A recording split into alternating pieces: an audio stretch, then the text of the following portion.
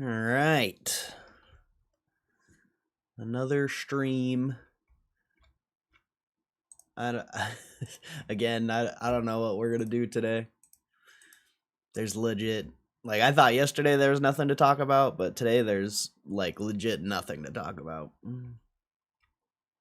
So, the Nasdaq's down a lot, though. Crypto's pushing 100K, so I guess that's kind of interesting, I guess. I don't know. Is it interesting? I don't know. Very debatable. GameStop still holding 2080, but we'll see what happens with that. You had more bank earnings. I want to look at these. I don't think I've ever looked at these. HB Fuller, what's that? Maybe one of these could be worth streaming. I don't know. Oh, yeah, probably not. Probably not that one.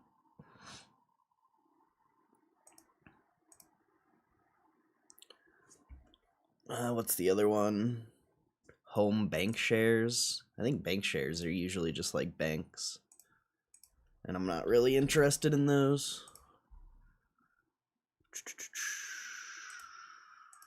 Yeah, it's like a REIT. I don't know, regional bank, I guess. So, no earnings really.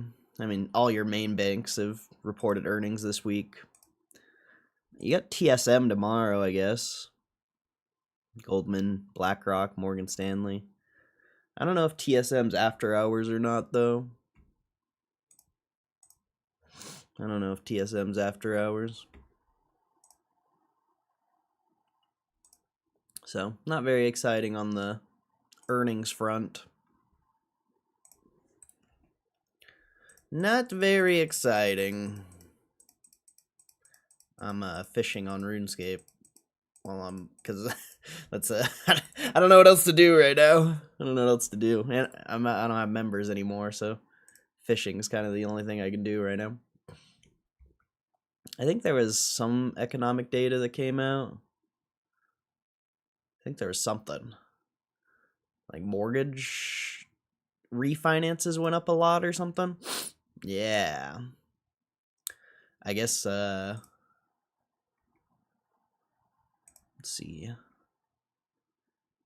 Yeah, mortgage rates are the lowest they've been in quite a while, so you got a pretty large surge in mortgage refinance rates, or yeah, mortgage refinance is pretty interesting. Pretty interesting.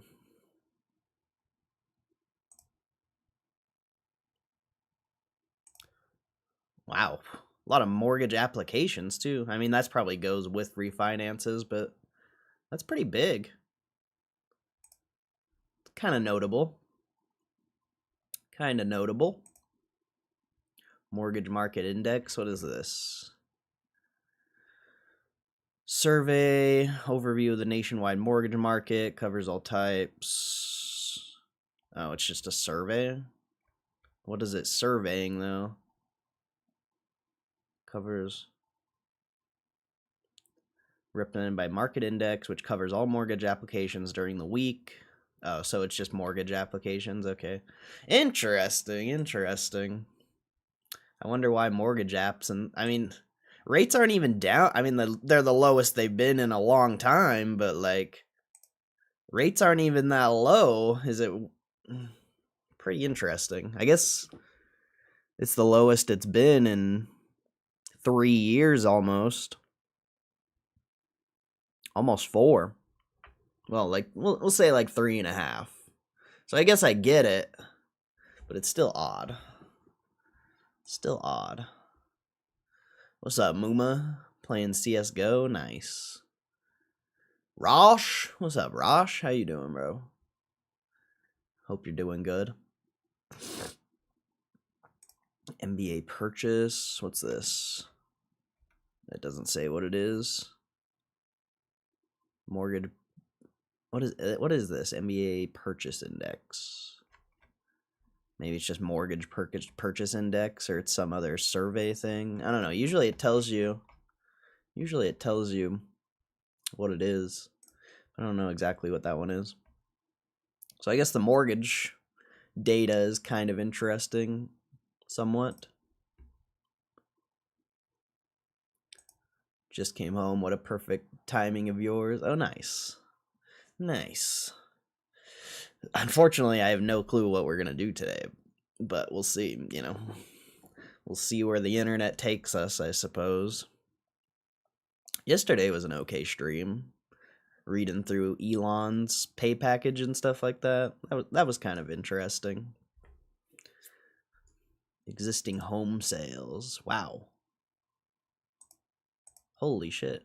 Existing home sales are the highest they've been since February 23, basically. Yeah, that's pretty interesting. I mean, you've had a few moments throughout the years where they've been up, but this is literally the highest it's been. It's kind of notable. That's wild, bro. The second mortgage rates hit like that 6% or almost 6%. It's not even under 6%. You get like a bunch of homes put on for sale, refinances going up, mortgage applications going up. Pretty interesting. I mean, if you keep seeing existing home sales going up like that, I would expect real estate values to start going down, even with interest rates going down. I don't know. That's very interesting. That is very interesting. The next few months on like real estate data, or maybe even like the next year or two on real estate data, will probably be pretty interesting and pretty important to watch for, seems like. What do you got on Thursday? Export import prices month over month. Mortgage rates again. Yeah, that'll be we'll definitely have to start looking more at this economic data for the real estate stuff. Seems like it's going to start being important. You know, I don't know like what trade or anything you would make off of it, but it's it's been a long time. Almost 4 years of real estate data being pretty flat and not interesting, and now you're kind of starting to see it pivot a little bit. So I think it would be worth keeping track of from this point going forward. Whether you're going to be, buying real estate or making a trade off of it, whatever. Whether or not you're going to be doing those things, it's still going to be important to track. If you want to be an economist or whatever, you want to keep track of economics. Economics is pretty boring until it's not. Hey, you finally got a Form 4 on GameStop, but it's a sell. Kind of funny. No whales. Nothing there. Bitcoin hit 97.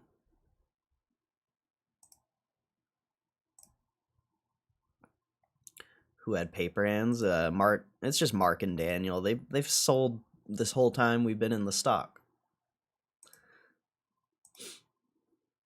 They sell their stock-based or maybe they already have options that they're just selling. I'm not exactly sure, but I'm pretty sure it's just because of their stock-based compensation for like taxes or something like that.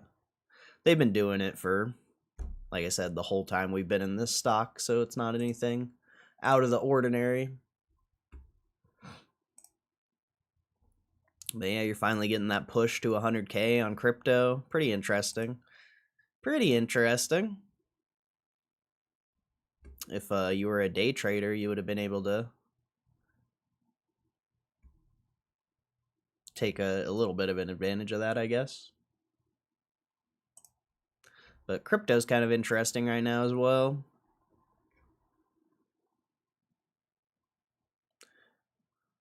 What was that sell about? Usually it's for tax purposes, but the sell was kind of big. I mean, not really. It's only 12,000 shares. Like I said, they've been doing this the whole time. If you go on Open Insider, they're gonna make me watch a video, but if you go on Open Insider, they've been selling literally the whole time I've been in this stock. So it's like nothing from normal. And even before that, they were selling back in 2023, even before I got in it. So it's nothing from normal. But why they're selling, I'm pretty sure it's taxes. I'm not exactly sure either. They usually say in the filing, but I didn't really look at it. I don't really find value in that. I think it's this. No. Where is it? There it is. It says these shares were sold in multiple transactions at prices ranging from 21 to 21.01. The reporting person undertakes to provide GameStop, a security holder, regarding the number, blah, blah, blah. Yeah, it doesn't say why. But he still owns over 100,000 shares, so I don't know how much it matters. Usually they tell you why. Maybe it'll say something in here. Let's see. Restricted stock units vested under issuer S8 registered plan. So it's just a stock unit award.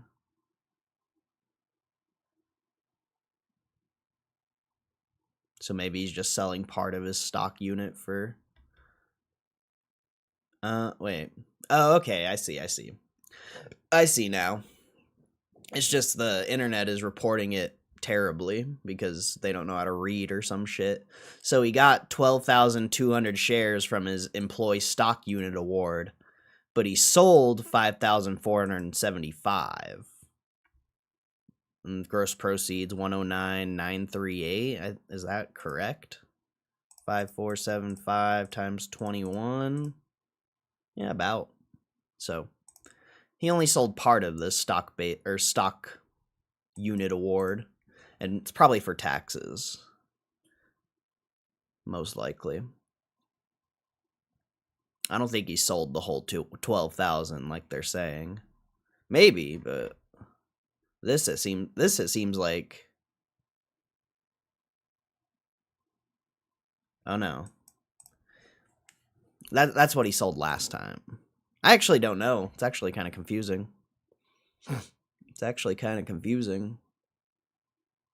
So I guess he sold 12,200 on 01/12, but he also sold on 102, or at the beginning of the year, 5,475.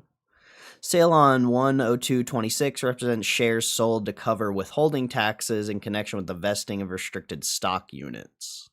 So this was for taxes. Doesn't say why it sold the 12,000. Unless that's his stock reward, unless 12,200 is his stock reward. I don't that doesn't really make sense. Securities to be sold.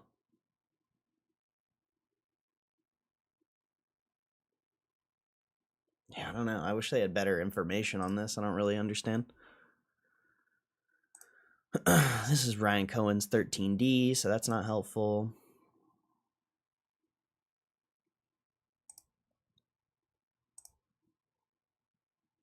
But either way, they've been doing this for a while. I just don't know why they're selling besides for tax reasons.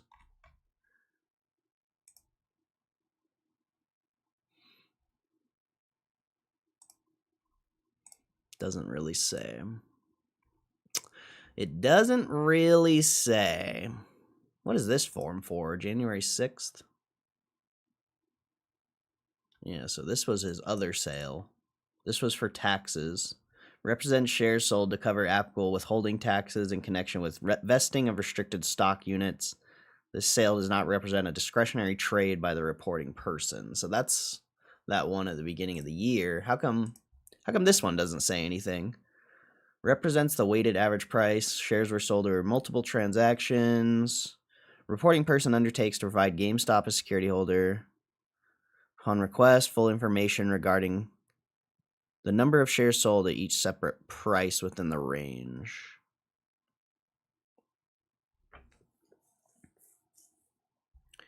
I don't know. Unless something else is gonna come out. Maybe we can go into this. Maybe there's something here. No.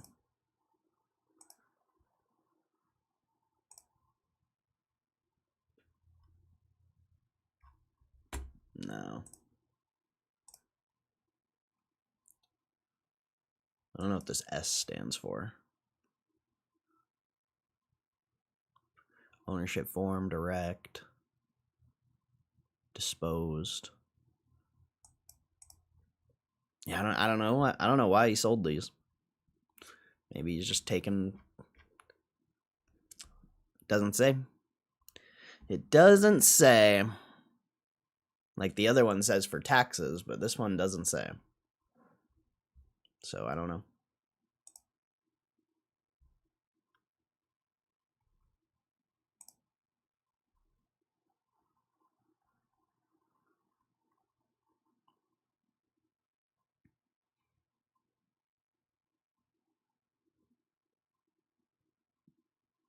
The securities were purchased in full payment, therefore were not made in cash. Explain the table.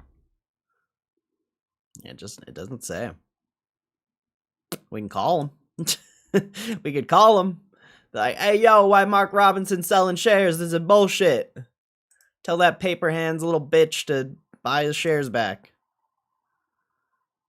That paper-handed little pussy.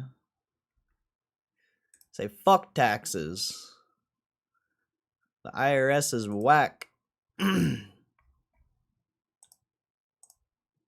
But, yeah, whatever.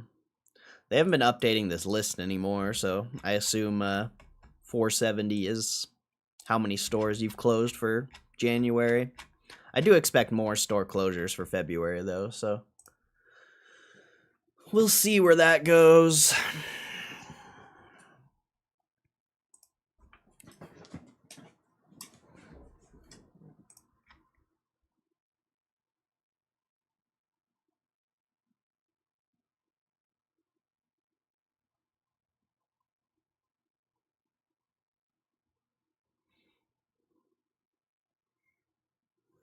Selling more than I own, kind of depressing.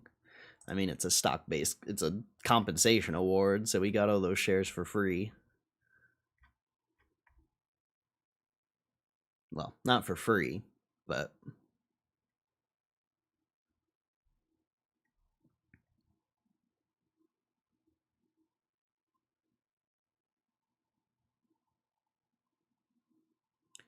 because of that. Not, bro, I already showed you, they sell all the time.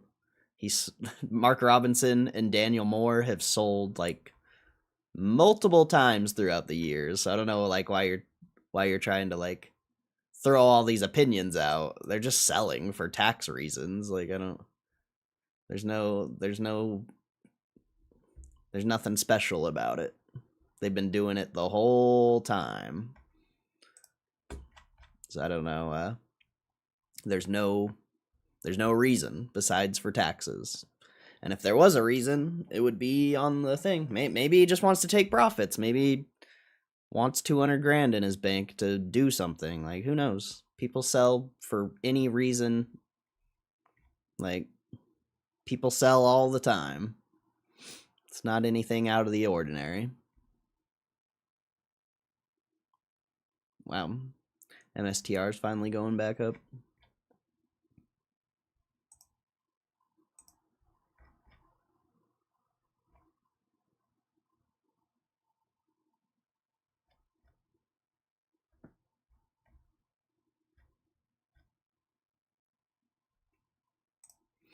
Yeah, there's nothing to fucking talk about today. This sucks. I don't even know why I started the stream, honestly. There's legit nothing going on. This sucks. This sucks. Yeah, I saw this. This is kind of interesting. Rockstar is now selling 200 plus GTA roleplay mod bundles on its new marketplace. Rockstar launched the CFX Marketplace, described as a curated digital storefront, which will allow a select group of creators to share and sell mods for both Grand Theft Auto 5 and Red Dead 2. Rockstar Games, and by extension its parent company, Take-Two Interactive, has a harsh and often litigious relationship with its modding community. Although the developer has never truly been supportive of modding efforts its games, Rockstar's laser-focused approach to issuing GTA-related takedown notices took root in 2019, following a string of DMCA takedowns for mods on both ModDB and GTA 5 mods. As a user on GTA Forum explained, this new wave of takedown notices was attributed to the change in Rockstar Games' user agreement in 2019 that banned modding, while the previous 2017 agreement had no such provision. Since then, Take-Two's legal team has been ruthless in their legal pursuits against a string of Grand Theft Auto mods. In 25 alone, the mod team behind Liberty City Preservation Project, a web browser port of GTA Vice City, and Project Vice, were all issued DMCA takedown notices by Take-Two. However, in spite of all this, Rockstar Games announced an exception to their policy on mods in 2022, following the ever-growing popularity of CFX.RE, Grand Theft Auto 5 and Red Dead 2 Redemption 2 roleplay servers, 5M and RedM. Then in 2023, Rockstar Games revealed that CFX.RE was now officially a part of Rockstar Games. Funnily enough, in 2015, Rockstar Games banned the Rockstar Social Club accounts of several of the members behind 5M. Rockstar Games then issued an official statement which explained the 5M project is an unauthorized alternative multiplayer service that contains code designed to facilitate piracy. Earlier this week, on January 12th, CFX announced the CFX Marketplace, which they described as a curated digital storefront where talented 5M and RedM creators can share and sell their work. Although the marketplace is clearly aimed at GTA 5 and RDR2, the official news post states there's something for every server and every player, including purchasable props, scripts, maps, and much more. Marketplace features a handful of mods that are free to download, as well as mods that require $23.99 recurring monthly, and bundles that cost upwards of $467.99. For the time being, CFX has only partnered with a select group of modders for its initial launch. It's also not clear exactly how much of a cut Take-Two Interactive is getting from these purchases. Could be argued that the creation of the CFX Marketplace is Rockstar Games' attempt at providing a space for servers owners to find mods that are immune to takedown notices, as according to commenters on CFX's news post, dozens of paid non-Rockstar authorized mods have been banned in the past for featuring third-party assets. Timing is also somewhat suspicious, as the initial launch looks a lot like the trial run for Grand Theft Auto 6 mod marketplace to me. I'd also be curious to find out exactly how much of a cut, if any, Rockstar and Take-Two are getting from these purchases, although said information is seemingly absent from any of the official CFX Marketplace news posts. So that's kind of interesting, I guess. That's kind of interesting. That's kind of interesting. What's up, P? What's up, bro? Text Ryan going real quick. Yeah, there's not much going on. Not much going on. I thought that Grand Theft Auto thing was kind of interesting, though. It's kind of similar to like Fortnite and Roblox's little marketplace, except it's for mods. It's not for created maps, it seems like.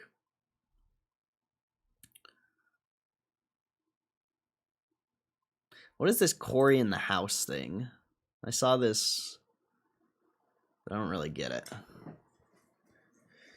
Anthem was shut down. Yeah, I saw that. 2008 Nintendo DS game Cory in the House is set to dethrone Clair Obscur 33 as Metacritic's top user-rated video game in the near future, following an unseemingly unengineered campaign on Reddit to boost its overall user rating. Why Cory in the House? I don't get that. You know it, you love it, and yet I doubt you've ever played it, but Cory in the House is a meme that will never die. Although the stealth adventure game based on the Disney Channel TV show of the same name may have been panned by critics when it's first released, Cory in the House has developed quite a storied history when it comes to users' rankings online. First wave of reverse review bombing for the title originated all the way back in 2013, following a campaign by members of 4chan board, which resulted in the game reaching the #1 most requested FAQ spot in GameFAQs. Not long after, Cory in the House rating, as well as a long-running joke of referring to it as an anime game, reached Reddit, and the game subsequently became the second highest rated Nintendo DS game on the website, with a total user review score of 9.5. Since then, Cory in the House's score has dipped ever so slightly. In August 2025, the game had fallen to a user review score of 9.3, although this was still high enough to make it the 7th highest user-rated game on the site. I'm so confused. Why would this... However, even though the meme is almost 13 years old at this point, Cory in the House has been steadily rising up Metacritic's overall user rating ranking over the past year. I can't pinpoint an exact reason for the change, but in late December 2025, Cory in the House suddenly shot up to the overall 2nd highest user-rated game on Metacritic. In fact, the only potential reason I can find for the sudden renewed interest in Cory in the House is the arrival of the current highest user-rated game, Expedition 33. Following its release on April 24th, Expedition 33 almost immediately became the highest user-rated game on the site, with an average score of 9.7. Backlash to its historic win at the 2025 Game Awards, during which the game won 10 of the 12 categories in which it was nominated, has seemingly done little to harm its overall user score. Expedition 33 still rated at 9.6 up until yesterday. Something odd happened between yesterday and today, however. On January 11th, a thread titled "Why is this game currently top 2?" popped up on the r/video game subreddit and has since amassed 6.1 thousand upvotes. Then late last night, a similar thread titled "Metacritic's Top 3 Games by User Ranking" appeared on the r gaming subreddit. That one has earned 15,000 upvotes. From what I can tell, this renewed interest doesn't seem to have been engineered in any way, unlike the original campaign that originated on the V4chan board. Yet in the past 24 hours, Expedition 33 has dipped to 9.5 user rating on Metacritic, and Cory in the House has jumped up to 9.4. There are a couple of potentially suspect 0 ratings for Expedition 33 that have appeared today, but the string of perfect 10 reviews for Cory in the House seems more to blame for the shift. There's still a way to go before Cory in the House ultimately dethrones Expedition 33, but it's well on track. We'll let you know when it's time to break the champagne out. Oh, I forgot about RuneScape here. Gotta drop my fish. Gotta drop my fish here. Alright. Like, Cory in the House, bro. Like, I need to see some gameplay of this game. Like, what is this shit?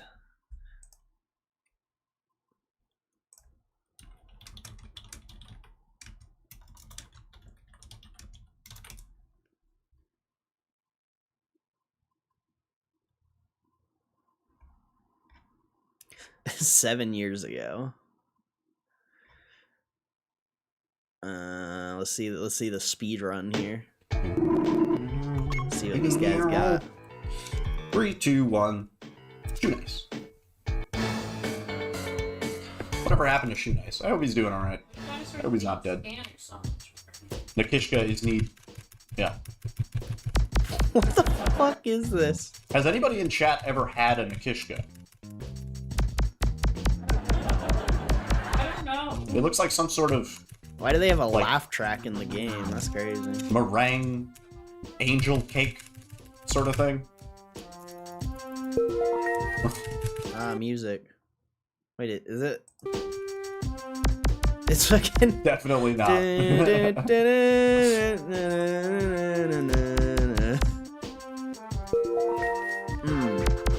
Somebody out there one day is gonna be like, "Oh, a Nikishka. I know what that is." I was gonna spit, bro.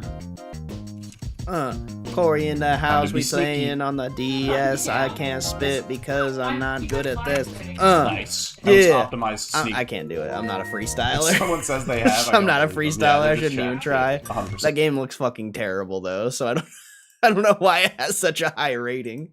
That game looks like it's fucking trash. Oh, that game looks terrible. Can't wait for GTA 6. I honestly probably won't even play it. I don't see a world where I play Grand Theft Auto 6. I really don't. But we'll see, I guess, huh? We'll see.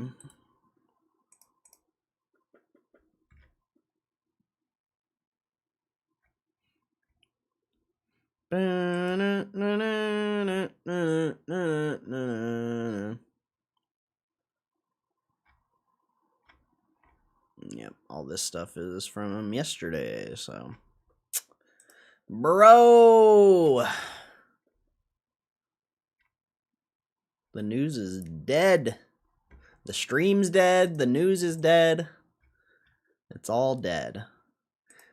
Yesterday was actually like one of my least viewed streams ever since we've started streaming, I think. And today will probably be the least viewed stream. It's pretty interesting. It's pretty interesting.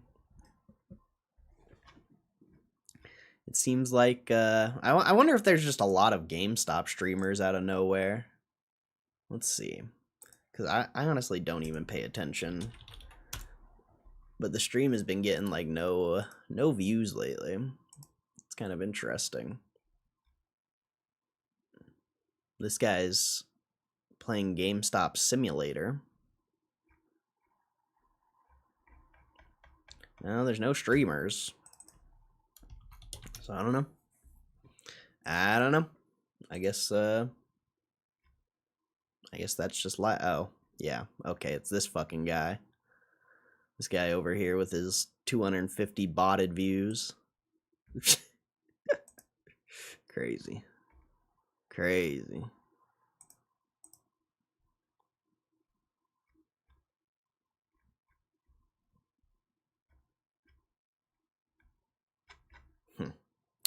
Oh, well. It is what it is. I mean, it's kind of good that there's nobody in the stream. That could be a good sign. That could be a good sign. You never know. Moose ain't even show up. Yeah, he must be busy.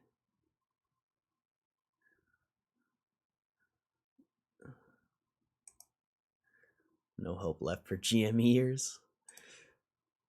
I just think a lot of the views were bots, or, you know, maybe they were real people, but they weren't real GameStop investors.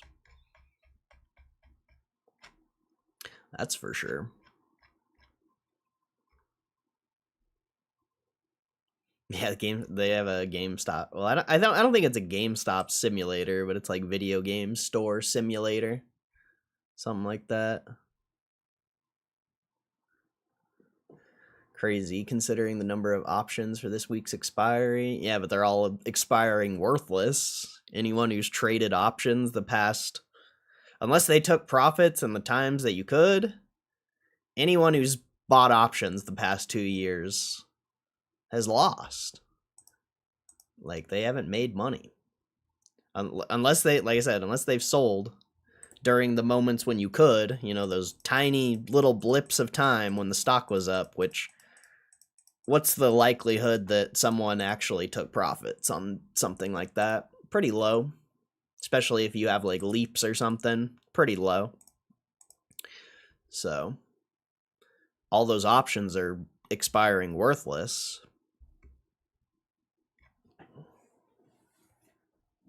What's up, Moose? What's up, Moose? No views, option talk, good sign. I mean, generally, when the views get low, it starts to get interesting. And you keep bouncing off 2080. Like, you're not getting good, you're not getting massive bounces off 2080, but you're holding. You're holding. You're holding. So, pretty interesting overall. Pretty interesting. I'm sure there's a lot of people that have lost faith, and a lot of people in the GameStop community probably aren't even real investors. Like, realistically, they're just people who fucking hop on the hype train whenever it's there. And I would argue a majority of people who post about GameStop aren't investors either. It's just an easy way to get views, whether it be haters or people who also follow the stock. But I don't know, I don't know. I don't feel like a lot of people, there's actually real investors in this stock. I just think it's a lot of social media hype and traders, of course. But I don't know. I could be wrong. It's just you would think if there's as many investors as the internet portrays, you would think there would be more hype in moments like this. But I don't know. What do I know? What do I know? Maybe I'm the only one who gets excited for stock prices not moving.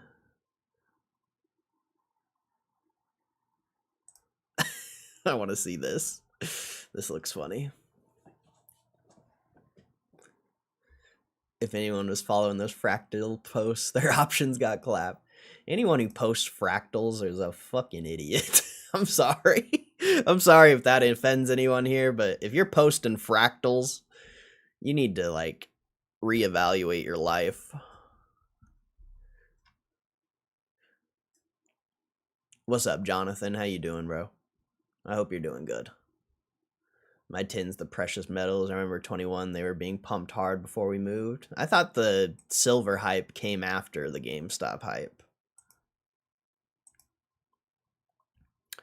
Pretty sure the silver hype came after, but I don't remember. That was a while ago. I mean, I have the streams. I could go back and see, but from what I remember, the silver came after. What do you think? Someone's accumulating. It's oddly in a channel, it seems. I don't know, though. Don't see the tape much. I don't watch the timer sales either. But, I don't know.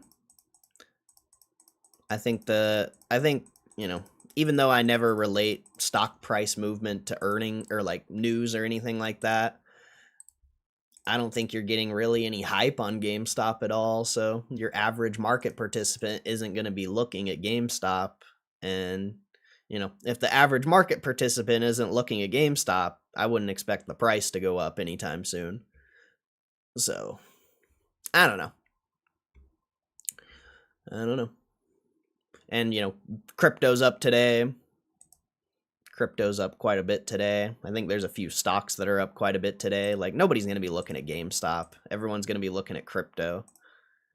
And crypto's actually doing relatively well. Monero's up 82% the past 7 days, 20% in the past 24 hours. And Monero's like a pretty popular altcoin. I mean, Solana's not up that much, but you're getting some decent moves on crypto, so I wouldn't expect to see any hype on GameStop right now. Go and see. I'm curious if it was before and after. That's a lot of hours of streams to look through. I think it'd be easier to just look at a chart. I think it'd be easier just to look at a chart. Let's see. So this was May to June, basically. We'll say May to June to July. Is this 20? Oh, wait, that's 24. Whoops, we gotta go to 21. So, middle of January through March, basically. What's the silvers? I forget what the silver ticker is. It's been a while.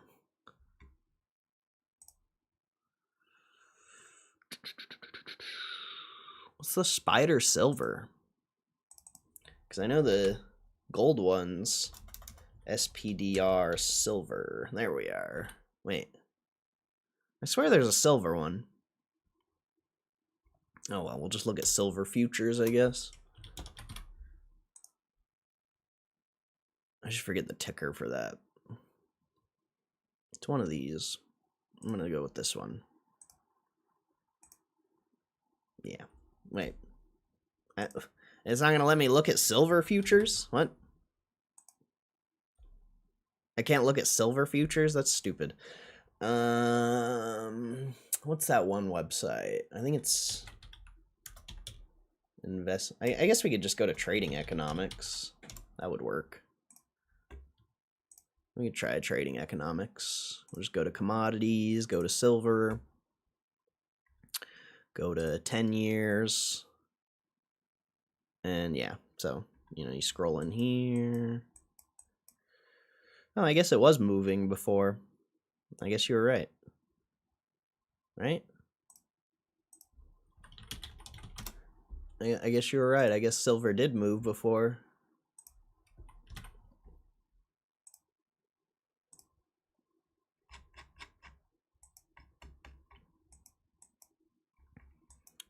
Because, yeah.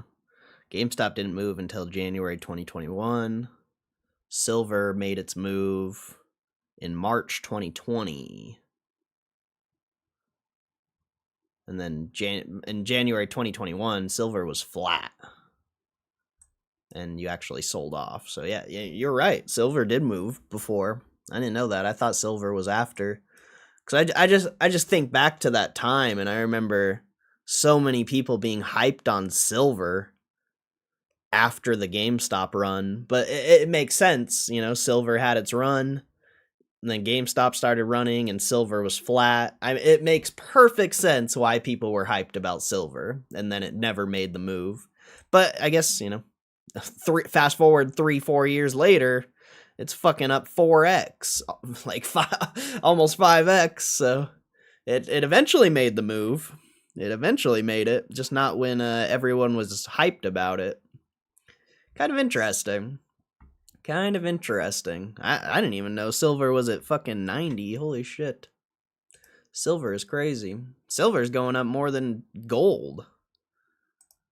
That's wild, bro. I used to have some silver, too. Not anymore. I know someone who has a bunch of silver. I should probably hit him up. Be like, hey, yo, bro. might be a good time to sell your silver. I don't know. Maybe. Maybe.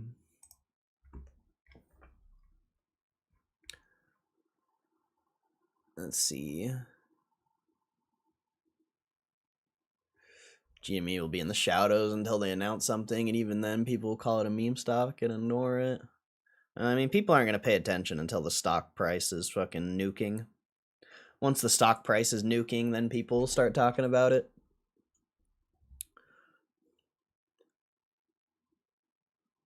That one stream was eye-opening. People think GME is a poop stain on their neighbor's underwear. Yeah, bro, people hate this stock. That's why that's part of the reason why I'm so bullish on it. If there wasn't as much hate on GameStop as there is, I probably wouldn't be as bullish as I am. Honestly. I like betting against the herd.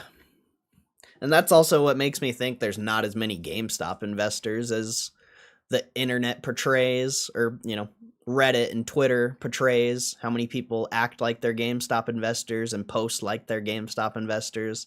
I think it's a lot less than you would think. I really do. I could be wrong, but from my perspective, it seems like it's a lot less people.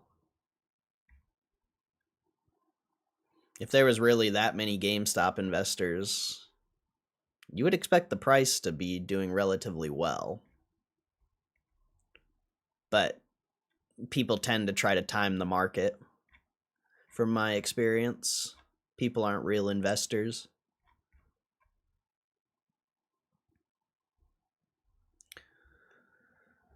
I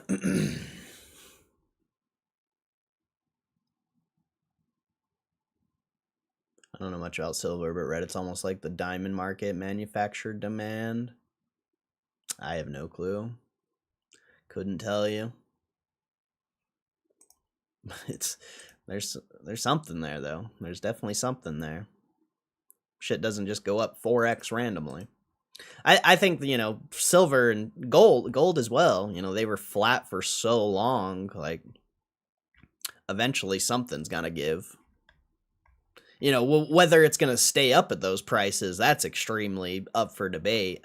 That's highly up for debate. You know, whether silver's gonna be, yeah, even if silver goes up over 100, you know, is it gonna stay at those prices? I guess we'll see. I guess we'll see. Damn, Michael Casper, bro. I haven't seen that guy in here in a while. Michael Casper. I hope you had a good holidays, my friend. I hope you had a good holidays. Is copper going up? I haven't looked. Been sick? Ah, that sucks. That sucks, bro. I hope you're feeling better, though. I hope you're feeling better. Yeah, copper's at all-time highs. $6. But, I mean, when you're looking at percentages, nothing's up as much as silver. Silver is up huge.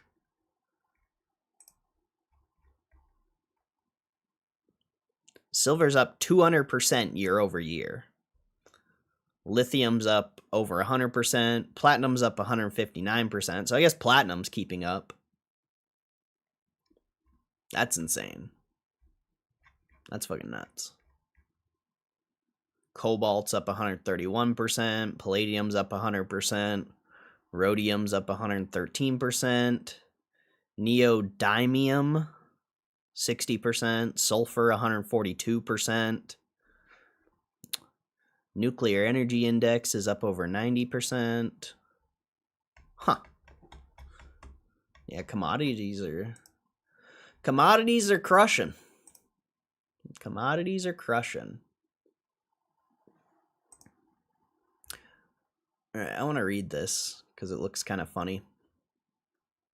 Roblox's age verification system was designed as a response to allegations. Oh, wait, what? I need to drop my fish real quick. Hold up. Hold up. We gotta drop my fish here. I keep forgetting I'm playing RuneScape because I never play this stupid game during stream. So Roblox age verification system was designed as a response to allegations it has child predator problems. Less than a week ago, let's see, it's classifying children as adults and adults as children. Last week, Roblox made age verification mandatory for anyone using platform's chat feature. That process involves either submitting a facial age estimate via a selfie, or optionally for anyone 13 or older, uploading government ID. After verifying, you can only chat with groups of players around your age. The move came after reports grew of preds using the platform to groom children, and lawsuits from Louisiana, Texas, and Kentucky. Florida's Attorney General had issued criminal subpoenas, so it might not be a hyperbole to say Roblox's survival could depend on how it handles this problem. Isn't exactly off to a hot start. There are reports of 23-year-olds being misidentified as 16 to 17-year-olds. Another report claimed an 18-year-old was placed to 13 to 15 range. Problem is happening in reverse too. Online videos showed children spoofing the system into believing they were adults by using avatar images. One clever kid drew wrinkles and stubble on his face and was instantly deemed 21 plus. Another flashed a photo of Kurt Cobain and got adult classification. That's so crazy. In addition, Roblox posted last week that some parents were providing age checks on behalf of their children, leading to their children being placed in the 21 category, 21 plus. Company said it's working on solutions. Developers with games on Roblox are upset. Platform's dev forum includes thousands of negative comments about the updates, many of them wanting the entire update reversed. One shared a graph showing that the percentage using the chat feature dropped from 90% to 36.5%. Where does this leave Roblox? Some developers describing games on the platform feeling lifeless and a total ghost town. Company has its hands full. have to figure out how to balance its priorities to keeping Preds out without breaking things for everyone else. Isn't Roblox up like 10% today or some shit like that? I think it's up a lot. Oh, I guess not. I thought it was. Maybe it was yesterday? Might have been yesterday. Yeah, it looks like the past couple days it had some decent days.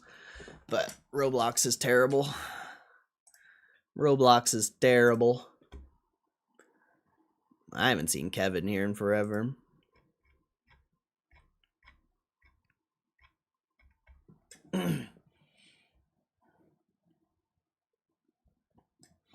Once crypto's back up, I'm sure we'll see him again. But crypto's been down for the past however long it's been down, so you know. Once the crypto's back up, maybe we'll see him.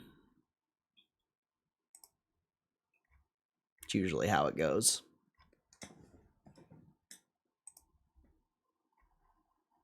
It's just like GameStop, you know. Once GameStop starts going up again, you'll see a bunch of people you haven't seen in a long time. They can't handle the downside, I guess. I don't know. Maybe they're busy, who knows, but I would say just in general, people don't care about things unless they're going up.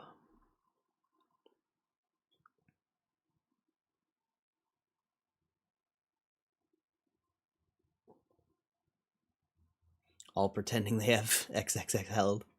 Yeah, for real. I mean, maybe they do. I don't know. Who knows? I guess you won't verify until everything skyrockets and they aren't flexing. Who knows, man? Who knows? It's hard to... I have a hard time believing anything anyway, let alone, you know.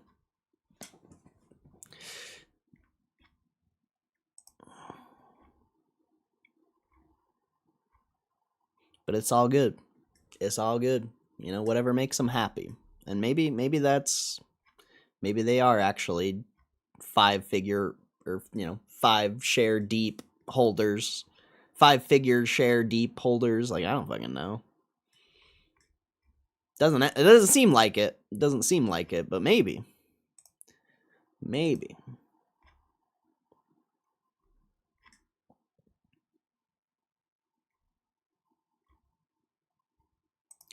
There's just nothing, man. There's just nothing. Gotta resort to playing RuneScape.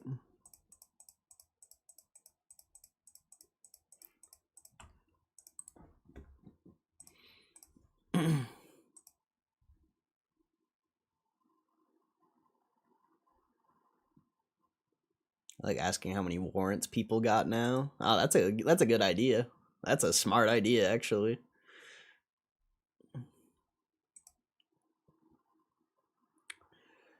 We saw Ryan Cohen warrants posted. What? Ryan Cohen's warrants posted? What are you talking about? What are you talking about, Willis? 13D? That was a few days ago, wasn't it? That was a couple days ago, wasn't it? I thought you were saying there's something new. I was like, I missed something?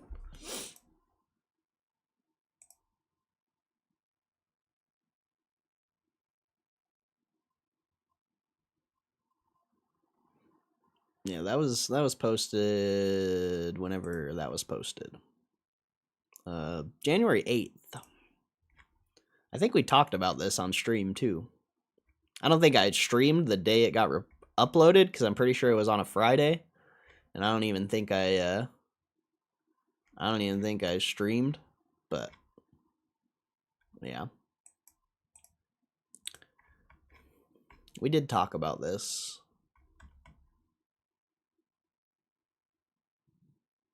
13D's nuts. You met the D's nuts guy in Vegas? Isn't he homeless? Isn't he homeless in Vegas? Pretty sure he's homeless, isn't he?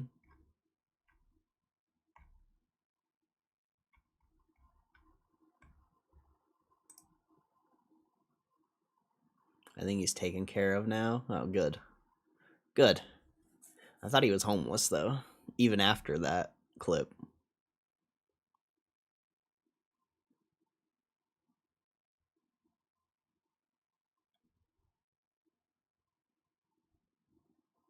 What is this?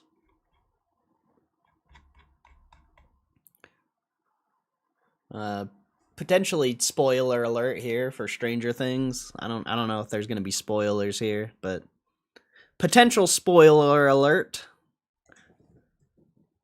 Feeling slightly disappointed. Stranger Things season 5.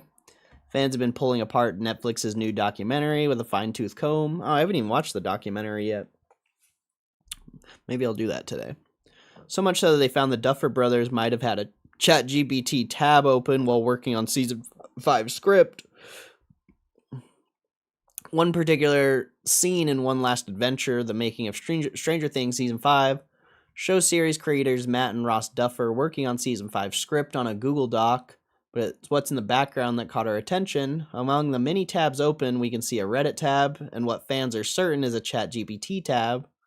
Duffer Brothers really used ChatGPT for this script, said one fan on Twitter, sharing a screenshot from the documentary.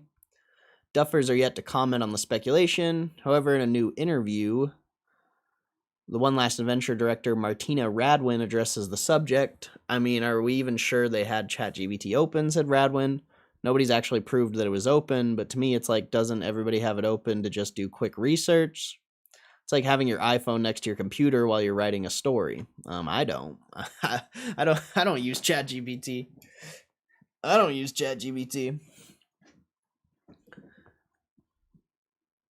Radwan is right in fact that a lot of people do use ChatGPT in their everyday life. I think I did use ChatGPT for something yesterday, though. Oh yeah, to find the Elon thing.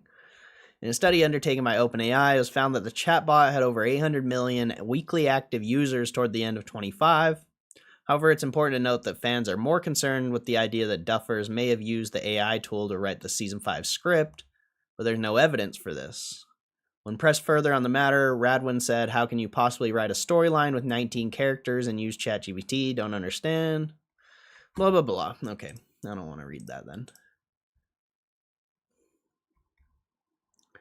Wait, what? Snow new GME tweet. I should repost it? What is it? Oh, the Corey in the house tweet. That's old, isn't it? That was like yesterday. Oh. I should repost it? I don't know if I should. I don't know if I should.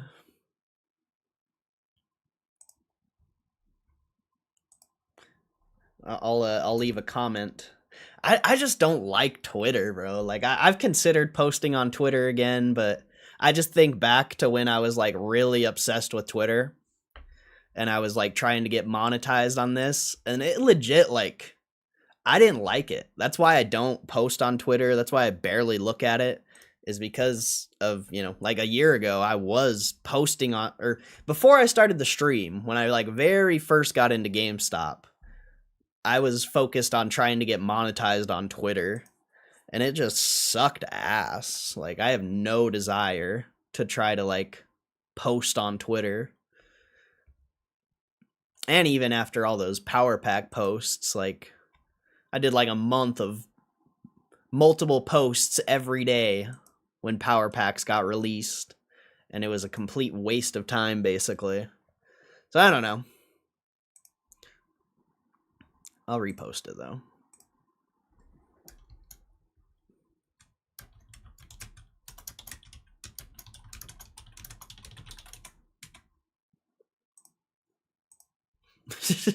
There you go. There you go. I reposted it. You happy now? You happy now? I think you could be shadow banned. Probably. I also don't have I'm not verified. I think once you verify your account, you get boosted more. I think that's another thing. Back when I was like really into Twitter, I was verified. I had the premium, I think. So you get a lot more views and stuff like that when you have premium and you're verified. Twitter does kind of suppress your posts. Because I've had a bunch of viral posts too. But I also deleted that account, so, you know. Kind of deleted that account. Because I just don't like Twitter, man. I just don't like it. It's probably not a shout out to the stream. They're just trying to hop on that Metacritic hype train. GameStop's pretty good. Whoever runs that Twitter account is pretty good at creating hype, or, you know, following trends and making posts about them that do relatively well.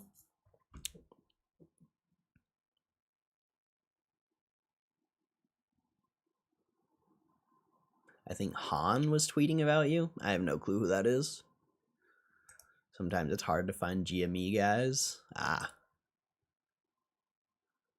Someone made a mention of me?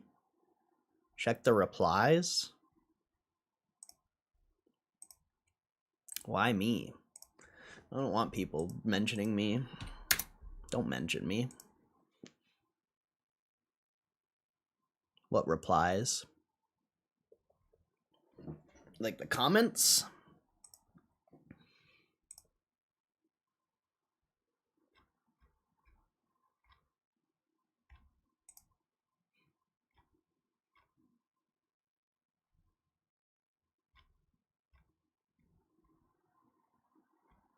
I don't see nothing.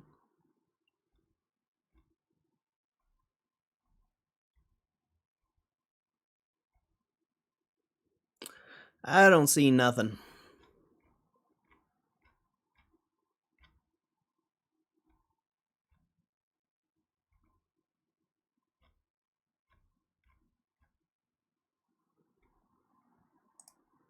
Spam?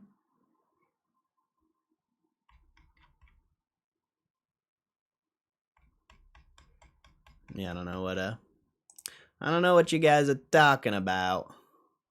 You check chat.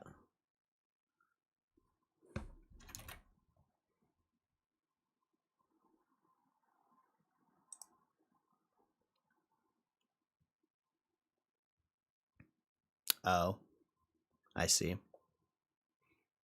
I don't know this guy though. I have this guy blocked, so I have this guy blocked, so I must have not found his posts very relevant. That's pretty funny. Why did it say I have 2 messages? I don't got any like requests or anything.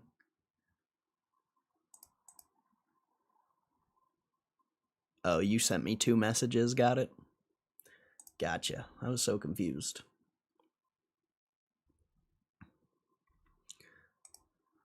See, and like my repost got 21 views. Like, I don't know.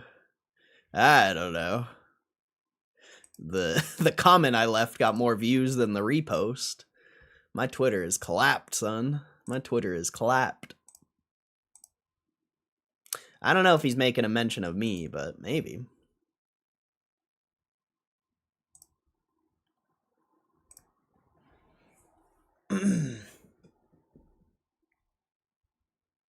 People thought he was Roaring Kitty. He lied about being Japanese, pumped stocks, and all of them are down. Yeah, that usually is how that goes. That's usually how that goes. I've been a little more active on Twitter the past like week or so. And it's funny seeing all the GameStop accounts that have been posting forever, like all their comments, like they don't get any comments. They barely, I mean, they still get like a couple thousand views, but back when I was like really active on Twitter, all those accounts were getting like a ton of comments, ton of likes, ton of views. So it's kind of weird. It's like you can only grift for so long, I guess. Or, you know, maybe it's the same thing that's happening to my stream. It's just getting less and less views. I don't know. It is weird to see, though. Like, how do you go from getting, like, thousands of... See, even in my stream, when we used to get, like, a decent amount of views, we never got, like, crazy likes, crazy comments, even, like, crazy views. But it's weird. How does someone go from getting, like, hundreds of comments, you know, tens of comments, whatever, tens of thousands of views, multiple likes, to nothing? Like, I don't, that's crazy. It doesn't really make any sense. Guess you can only grift for so long or something. Like, I don't know, man. I don't know. He was in Europe, probably Kev.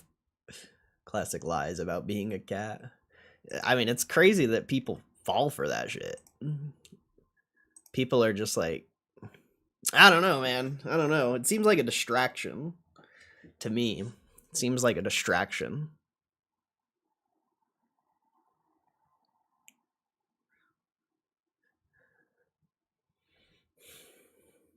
It's like even when Roaring Kitty came back, in a lot of ways, the hype that was generated from that seemed like a distraction.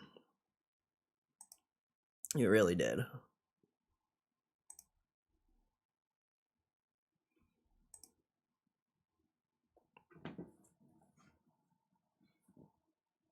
Moose gonna be sliding in everyone's DMs. Cornet box about to blow up. Don't be DMing me. Don't be DMing me. You stay out of my DMs.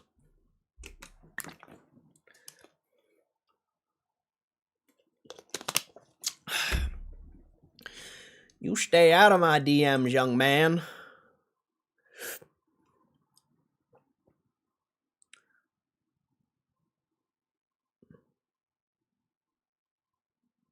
Going over DMs live? What DMs?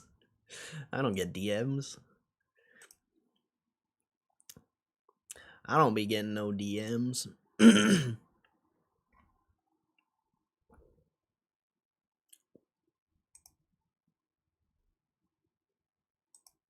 It's pretty weird that it's pretty weird that they posted about, or that dude maybe posted about me. I don't know. Isn't that weird? I feel like that's weird after all this time. They don't know me. They don't know me. They don't know what I've been through.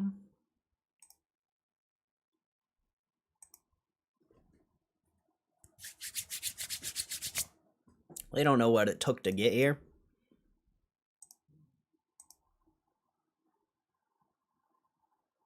Never come across any other Corys in the space, but who knows? Well, there's Corey Kenshin. Corey Kenshin. You know, literally one of the biggest YouTubers in the world. There's Corey Kenshin.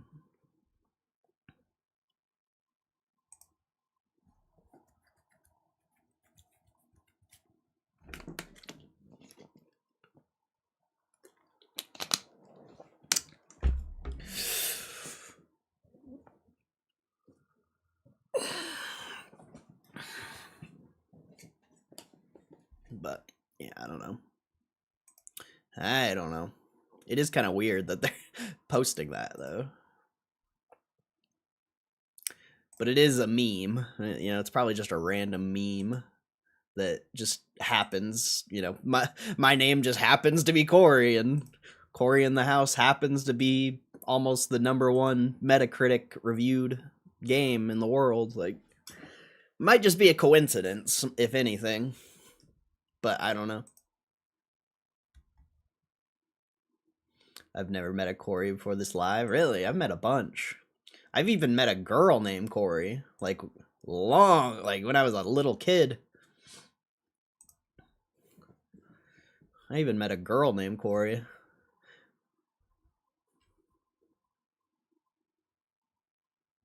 I've never met a Corey. If that is your real name. If that is your real name. Jesus Christ, Mooma. Jesus Christ. What is wrong with you today? You're fucking on one, bro. You're fucking on one today. I'm not gonna do fucking blackface on stream. What the fuck, dude? What is wrong with you?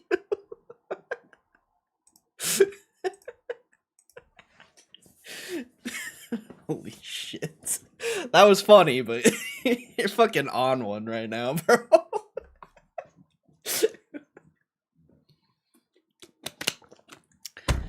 Holy. That shit's funny. I'm not gonna pull a Timmy no breaks. Too much CSGO, I guess. That game is, that game's something else for sure. That game is something else. Man, I've only played CSGO a couple times, but the chat in that game is fucking insanity. A lot of squeakers, bro. A lot of squeakers on CSGO. So many squeakers.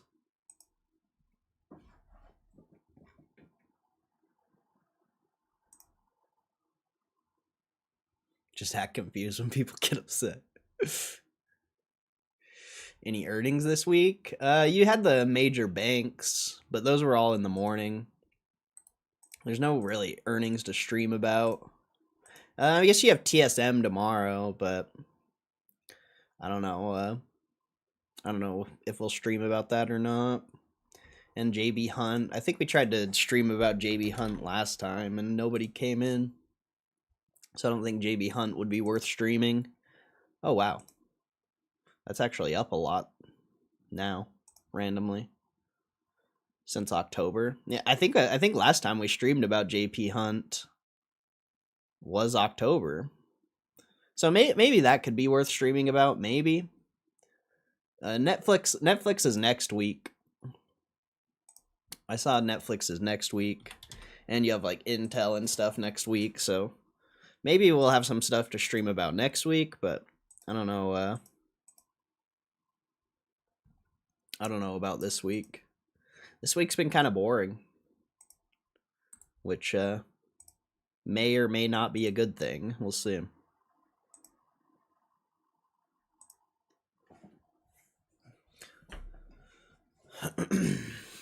But yeah, no earnings, sadly.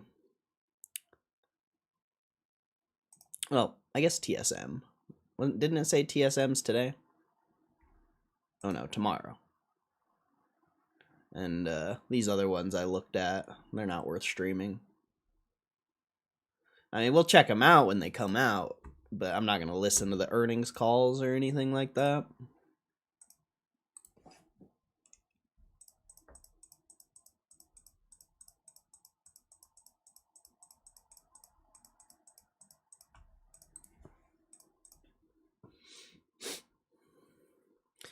Another bounce off 2080. Pretty interesting. Pretty interesting. Play competitive. It's like boomers acting like it's really life or death usually. Really? Huh. The one time I played it, it was just a bunch of squeakers. Just fucking screaming shit.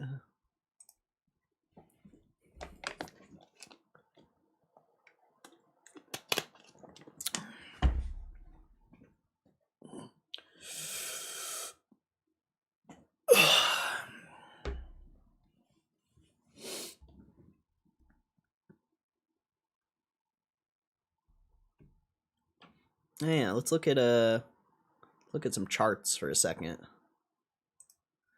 Look at some Cran astrology. See where we're at. See where we're at on the Cran astrology.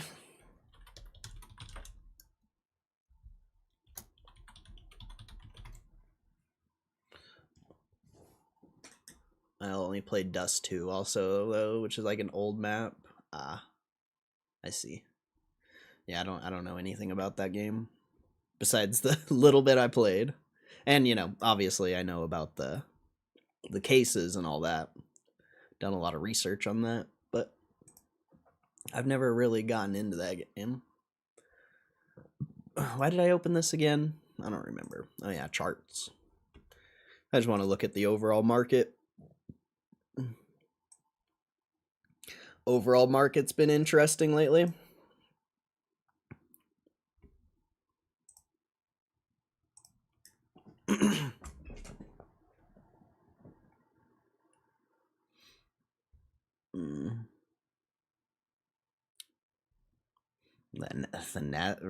The Russell's pushing. That's crazy.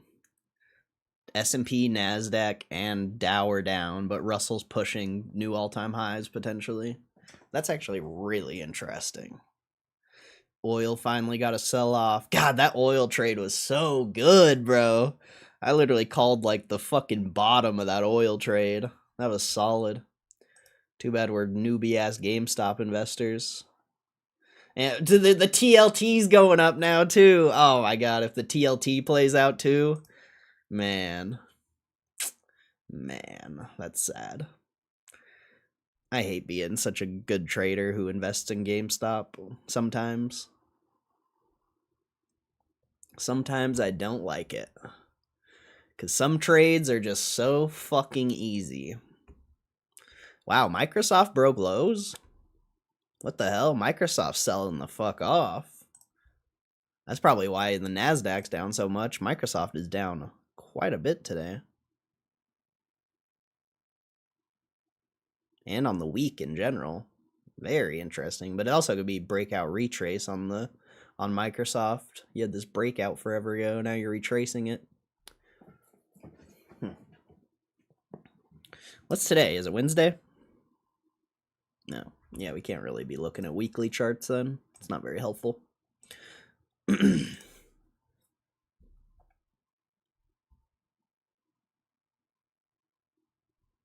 XRT's still sitting at highs. Jesus, XLE is ripping. XLRE. Dude, XLP's up again? Holy shit. The rotation, bro. The rotation right now is crazy, bro. The rotation out of tech into, like, energy and dividend type stocks is so interesting right now. Like, dude, XLP is ripping. Absolutely ripping.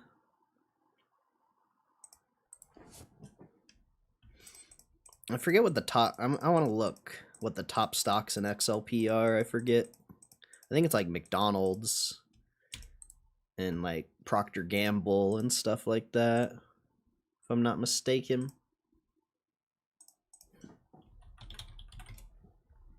Oh wait, we gotta go here. Type in XLP. Yeah, it's Walmart, that's why. Oh wait, Walmart's not even... Oh, Walmart is at all-time highs. Oh, Walmart. What a good stock. That shit's crushing.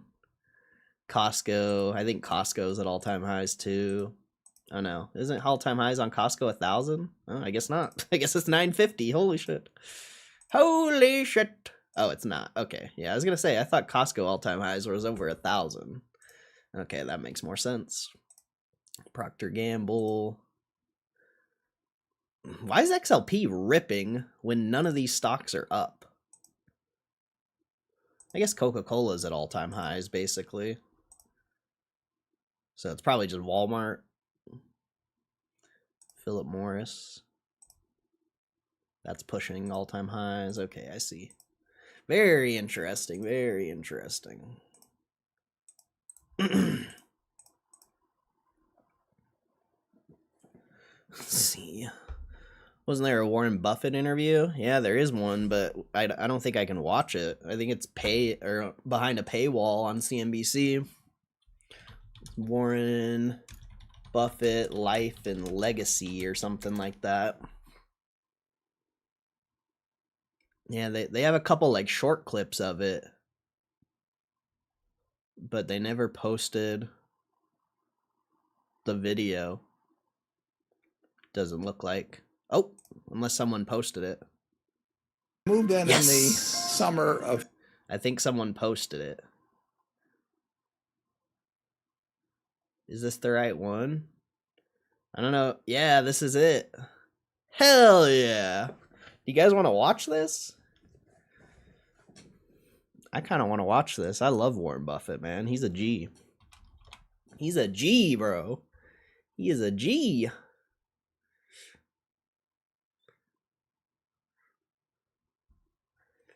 You down for it? All right, bet. Let me let's watch Warren Buffett then.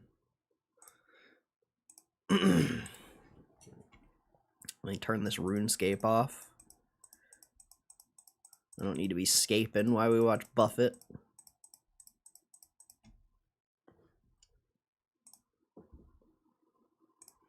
And I'll close this.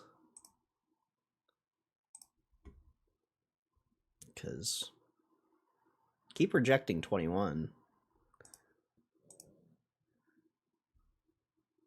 God. GameStop is pretty interesting right now. You're sitting in a fucking like 15-cent range. Something's happening.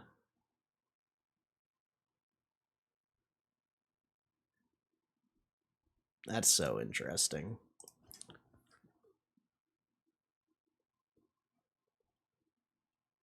I think this is like the smallest daily range you've had in a long time. That's pretty interesting. I don't, you know, I've been expecting, oh wait, I need to see where we're at on the Cran astrology here. Yeah, we're still not quite there though.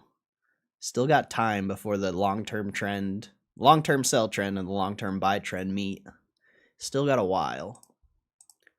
So I don't know how long we're going to be. I guess if you're looking on the weekly chart, it doesn't seem like it's going to be as long. But if you're looking on these lower time frames, it seems like it might take another like couple weeks or something. But I don't know. I don't know. The market is pretty interesting right now.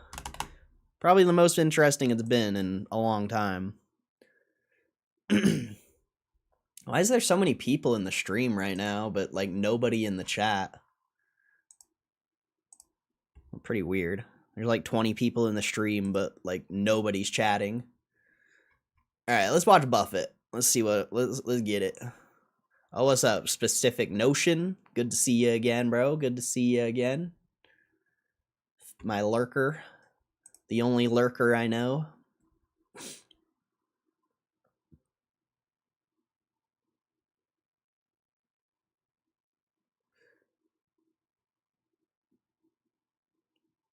Probably playing Roblox. Jeez.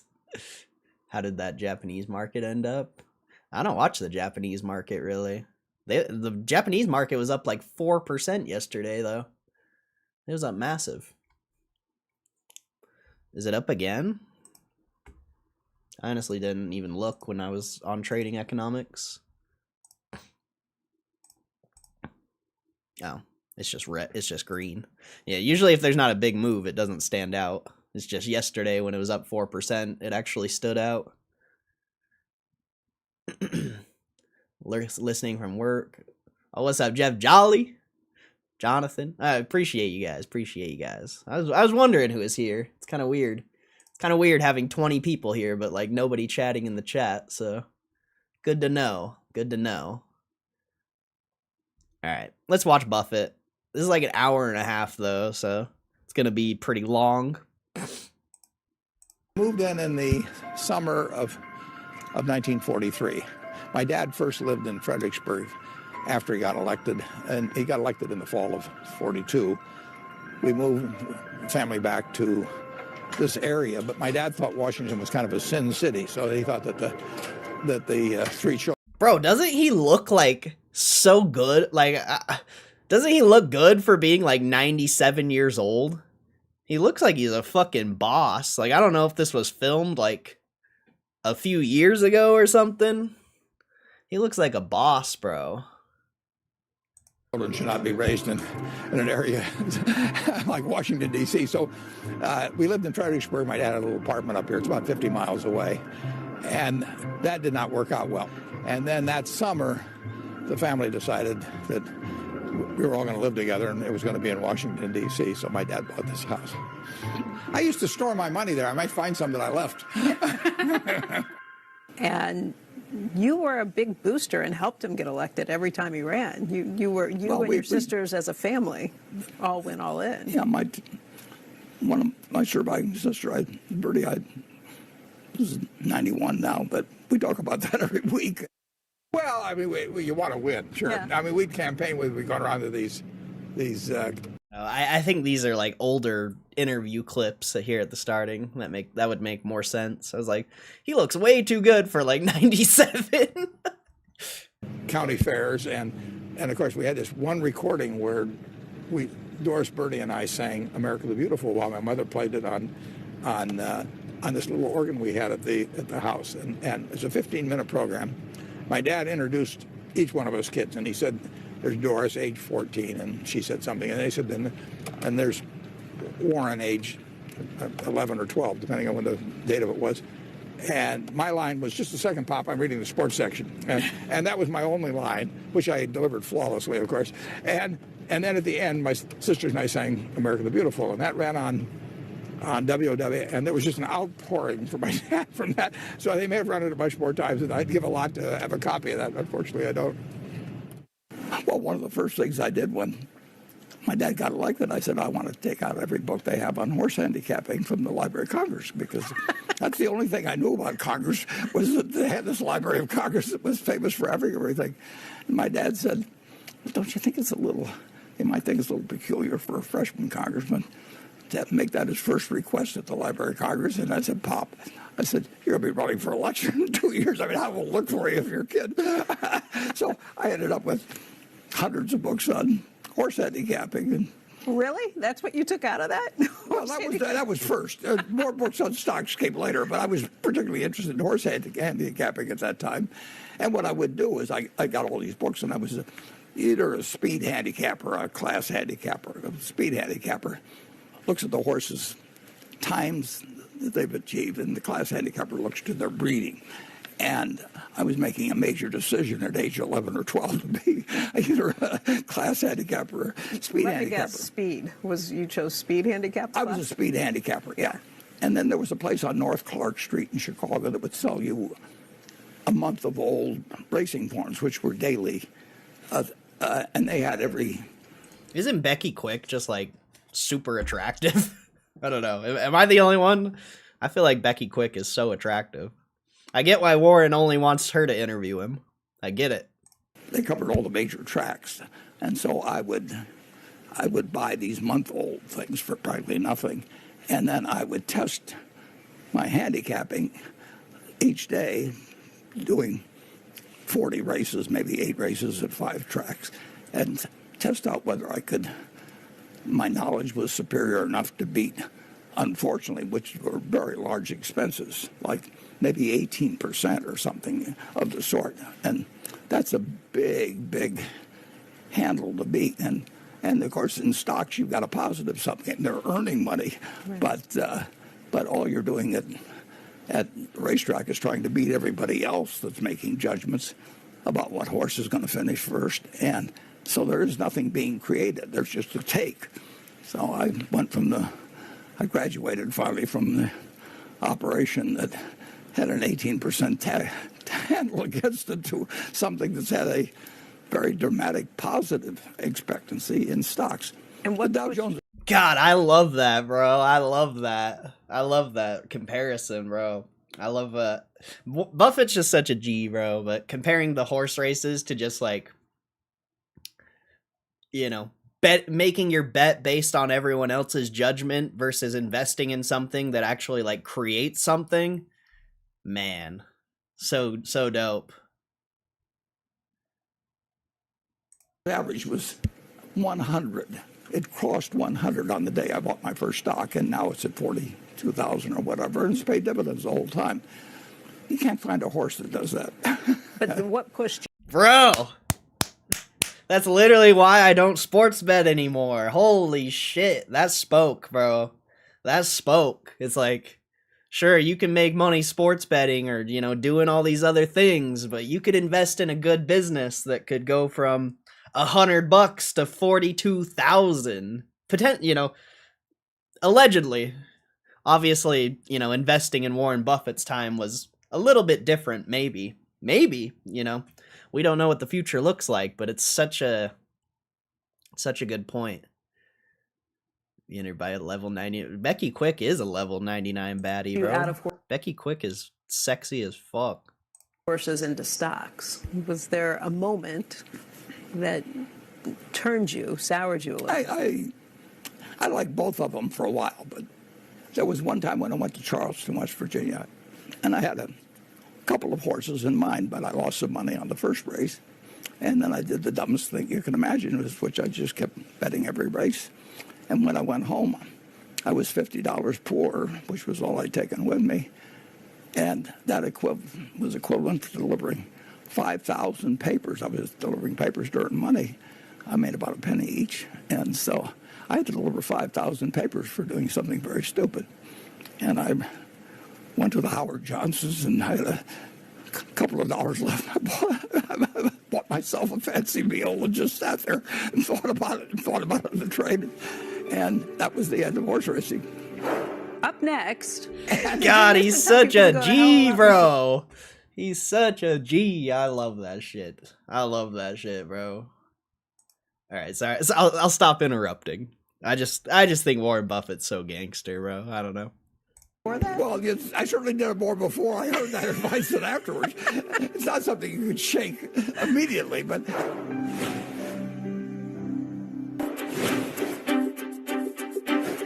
I would say in the beginning you probably were a little more hard-pressed to drive for the best deal possible. Since my behavior in business has changed over time. How so? But that is a product enormously of bringing around the right kind of people. I mean, when you get to be, and I would pick out number one, a student in effect or a partner of Thomas Murphy. If you don't learn something from that, you don't want to learn anything by being a partner of Bernie Madoff's. And I've been so lucky, starting with working for my dad, but working for Graham and all these people. I've never had a bad boss, and that's pretty lucky when you're 94. I mean, and I've had the best of them, and I just wish I'd met some of them a lot earlier, but one way or another. And they fortunately, most of them lived a long time, so even though I met them at age 40 or something, I still had long experiences with people like Charlie Munger, number one, but Tom Murphy in a different way, but similar ways. What did you learn from Tom Murphy? Oh, I learned how to behave. And he was probably the best business manager I've ever run into, but he didn't do it by, whipping people to death for 8 hours or turning it into 12-hour days, or he brought out the best in everybody, but he wasn't a Pollyanna. And if you'd done nothing but study him, you wouldn't have had to study anybody else. What's just a lesson you took away? Maybe the first time you sat down and had lunch with him or something. How did things go? Yeah. When did you realize that he was somebody special? The first time I did have lunch with him was when I was about 40, and I remember a couple things from that. But it was just a stream. It was watching him, too. I mean, he wasn't behaving inconsistently with what he said, but he told me. He says, you can always tell somebody to go to hell tomorrow. Just think of how much trouble that keeps you out of. Because you haven't lost the option. So don't feel that you've only got 15 seconds to say it, or 30 seconds. Did you used to tell people to go to hell a lot before that? Well, I certainly did it more before I heard that advice than afterwards. It's not something you could shake immediately, but I watched it work with Tom Murphy. I don't know anybody that had more good interactions, whether it was with, buying businesses, whether it was operating businesses, whether it was dealing with any person's problems that came to him. I mean, it was just built into his behavior in every way, and there's a few letters or things I haven't written because I remember that advice, and it's very human to want to tell somebody to go hell. I mean, yeah. Well, everybody. I mean, and when have you ever gained? I mean, the only thing is you may have felt a little bit better for. It can be really satisfying. Yeah, it is satisfying. But go and do it with a mirror or something. But you can have a lot of satisfaction the next day if you just keep saying to yourself, you haven't given up. And just watching him, he taught me more about human behavior, but it was business oriented to a great degree. But it was beyond that. It was way beyond that. And you find me anybody that dealt with him, worked for him, girlfriends he broke up with, 60 years ago or 70 years ago. I mean, anybody that has a bad word to say about him, but he wasn't a Pollyanna. Yeah. He made all kinds of big decisions. Every lesson I learned from him was a good lesson. Doesn't mean I apply them all, but and you're just lucky when you meet somebody like that in life. And then it's like Charlie, whom I met, when I was 29. Charlie and I had more fun on things that failed than succeeded. I mean, it just struck us as humorous that a couple of guys like ourselves should make a big mistake. There's just a connection. And my friends have all been quite intelligent, but they didn't have to have, if they get up to 180 or 200 IQ, you the curve starts bending the other way sometimes. But they were all intelligent. But they also didn't all think they had to outsmart the other person.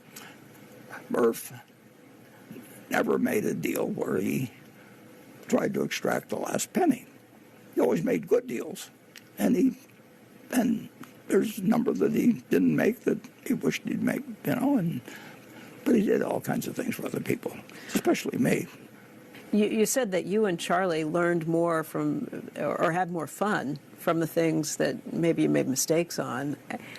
What's a project the two of you did together, a deal the two of you did together, where things went wrong and then you had a good time as you were trying to figure out how to extract yourselves from it or pay back the people? All kinds of things. Well, we bought a department store in 1965 or 1966 in Baltimore, and with Sandy Gottesman.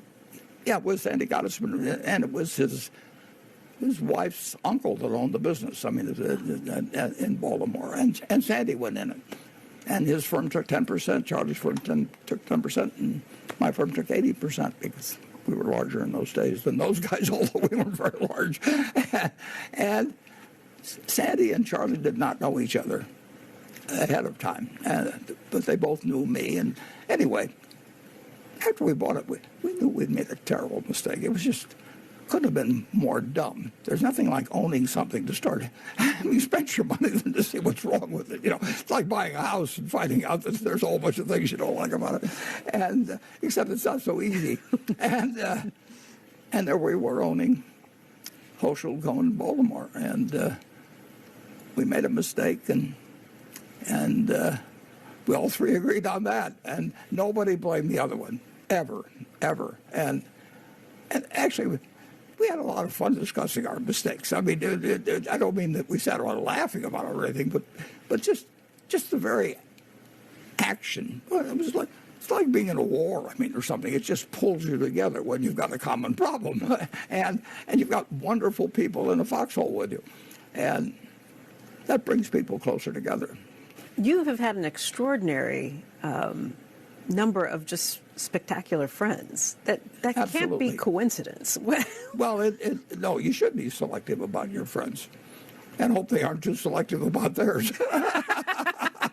No, you should be trading up all the time, but you shouldn't be doing it in a deceptive manner. How? I mean, do you do that consciously, or? I don't think so. I think you're just attracted to people that. I was attracted to people who were interested in the same thing I was to an extent. Mm-hmm. Maybe not as intense as I was about some things, or they had different backgrounds and all kinds of things. But I wouldn't have traded any of my friends for anybody else. I mean, and we ended up liking to do things together. I formed that so-called Graham group. The Graham group was... Yeah, that became a whole bunch of different people. From K. Graham, who it wasn't named after, it was named after Ben Graham. Mm-hmm. And we met for close to 50 years, about every year and a half or so on average. And all of these people liked each other. They were regarded in their own industry as, unapproachable. And they just melded together so well. We started out, well, we only thought it was going to be held once. Ben Graham was back in the country, and I called 11 people and said, do you want to go to San Diego? And it wasn't as easy to get to San Diego quite as it is now, and none of us had that much money, although we all had more money than we'd started with. But I called them and said, Ben Graham's in town, and he probably won't be in this hemisphere, in our future, and it's a rare opportunity to see him. So he agreed that if we come out, he'll spend a few days with us. Charlie was there, and I didn't know Tom Murphy then, but the person that introduced me to Tom Murphy was there, and then a bunch of classmates, all kinds of things. And we had such a good time that we decided to do it again. Well, Ben wasn't going to stay in the country anymore. He was going back to France. But the next time we did Florida, and again, we just had a lot of fun. And so it became something, and then I would assign different topics, that initially they'd be more financially oriented than they were, as you could actually watch the sort of development of the group into new activities as I added people over the years. And they all knew me, but most of them knew each other to some degree beforehand. And we just had a good time for 50 years. And people entered into it in a really unusual spirit of no baloney. There was nobody that was more important than somebody else in the group. But with the point of learning, lectures to a certain extent learning that on things. Yeah, well, learning is always interesting. Yeah. I mean, there's nothing more interesting. Well, there's probably a few things that we won't get into, but long term, learning is. Bro, Buffett is so funny, dude.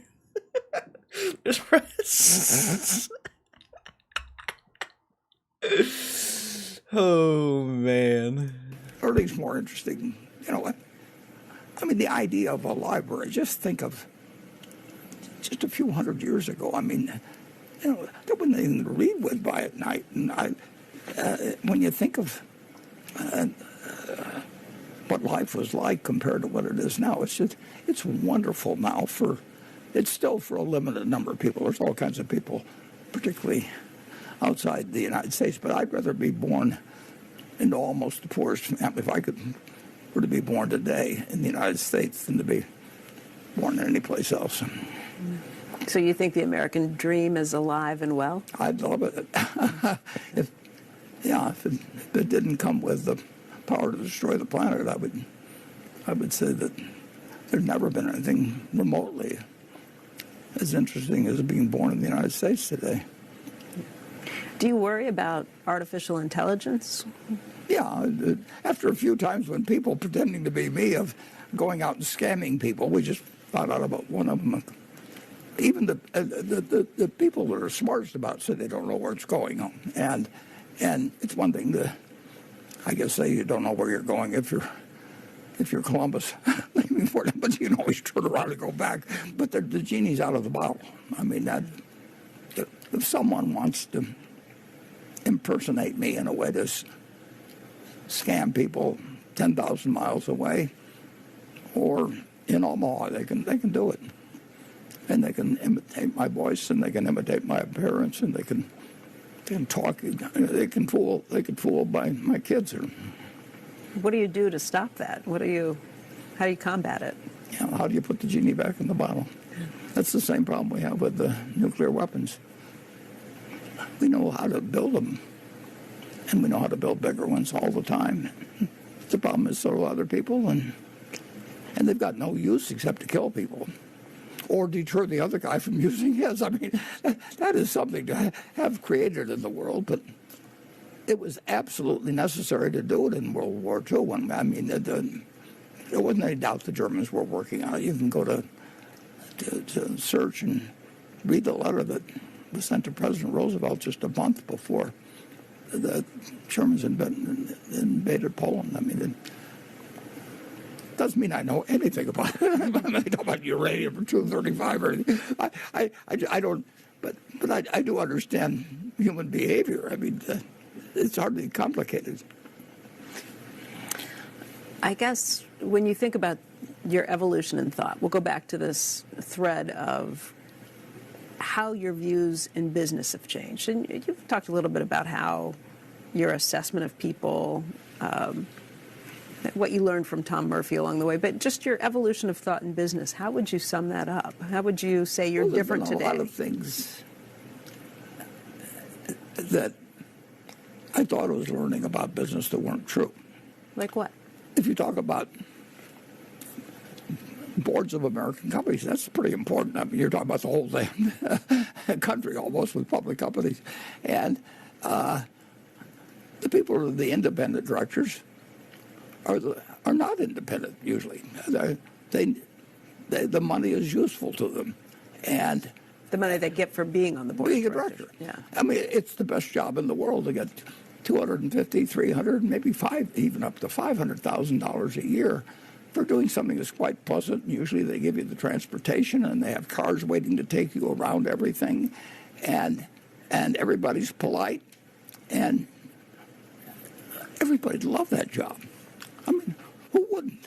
I mean, if I didn't have any money and somebody said, Warren, how would you like to be a director of the XYZ company, and you'll make $300,000 a year, and all you have to do is show up, meet some other nice people, and just don't burp.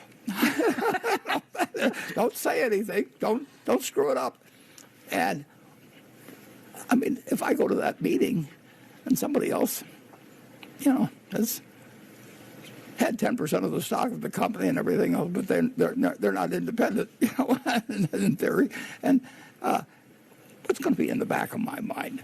I know how to get a raise from $300,000 to $600,000 a year, and all I've got to do is when somebody's called to come up with a quote good end quote director, that they say, well, I know this guy in Omaha, he'd be a good director. And now you got two people are out there that'll recommend you to somebody else because you didn't really cause them any troubles. And if you're the CEO and you wanted to get paid more money and so on. You may put them on your compensation committee as an independent director. I mean, yeah. And the whole idea of getting independent directors is that they are independent, that they don't have an interest. And you couldn't have a more obvious interest than doubling your, if you aren't making any money, you're head of a school someplace or something, but they don't pay you very much and everything. You make $300,000 a year and you can quit that damn school. It's a pain in the neck. And they'll keep you around probably till you're 75. And if you're Berkshire, you might get to be 90 and be on the board, but we don't pay that well.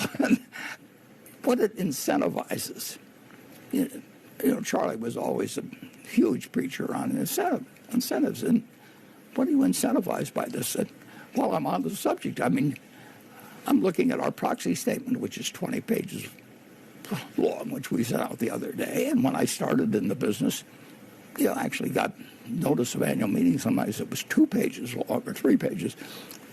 Now, almost everybody has 100 pages or more. And quite properly, courts or ruling bodies or whatever thought, the shareholders are entitled to know how much the CEO earns, and there ought to be an explanation. So they stick in there one item that is, how does your salary compare to the average person's salary? It's like 200 to 1. And they think that's going to embarrass CEOs. And, of course, what it does is and I've been on 20 corporate boards, aside from Berkshire's, the CEO of ABC looks at this thing and he looks at the XYZ company and he thinks, I'm smarter than these guys and I'm working harder. Whatever they get, I ought to get that plus some more. And then you get this ratcheting effect. And the compensation committee, is gets some expert that the corporate secretary picked out who's got the same interests, and you couldn't think of a way to incentivize people more to kick up their own salaries than have them read what somebody next door is making. It's just exactly the opposite of what's intended. And the independent directors are the last thing in the world they want to do is get kicked off a board. They'll never get another assignment again. And they aim to please. And you shouldn't expect anything else, So Berkshire does things very differently than other companies. We do it differently because we actually thought through we've thought through all our policies. That doesn't mean we've come at the right answer, but at least we've thought about them. And we say, what does it incentivize? And what is an incentive at Berkshire? Incentive is to have a bunch of people who are thinking about all the other shareholders and who do not really have anything to gain. So you don't want Berkshire to conform to what everybody else is doing? I want Berkshire to attract people that are smart about business. You want them preferably with an investment that's significant to them, which they bought on the same basis as the other shareholders. And you want to make the job interesting but not remunerative. What else do you think is stupid in business these days? God, doesn't that sound similar to GameStop, though? That sounds so similar, huh? So similar. Smart people who know about business. A lot. Well, I would say, I'll give you one example. It's not quite current, but I think it's very stupid for the CEOs or somebody who represents the CEO every couple of months to do the investor relations calls they do if they conduct them in a certain way. I mean, I'm not saying that all of them, but so many emphasize, here's what we're going to do. I'll give you an example I'm familiar with, and I don't even know who started it. But at Wells Fargo many years ago, somebody thought it was important to emphasize how many different services people signed up for at the company. Once a CEO has done that for many months, they really can't reverse themselves and say, this really wasn't important, or we found out that it backfired. That just doesn't happen in this world. And then they hand the company off to the next CEO, and the next CEO, if they get on the first call and they say, well, gee, John Smith that ran this place was doing it all wrong. You don't say that.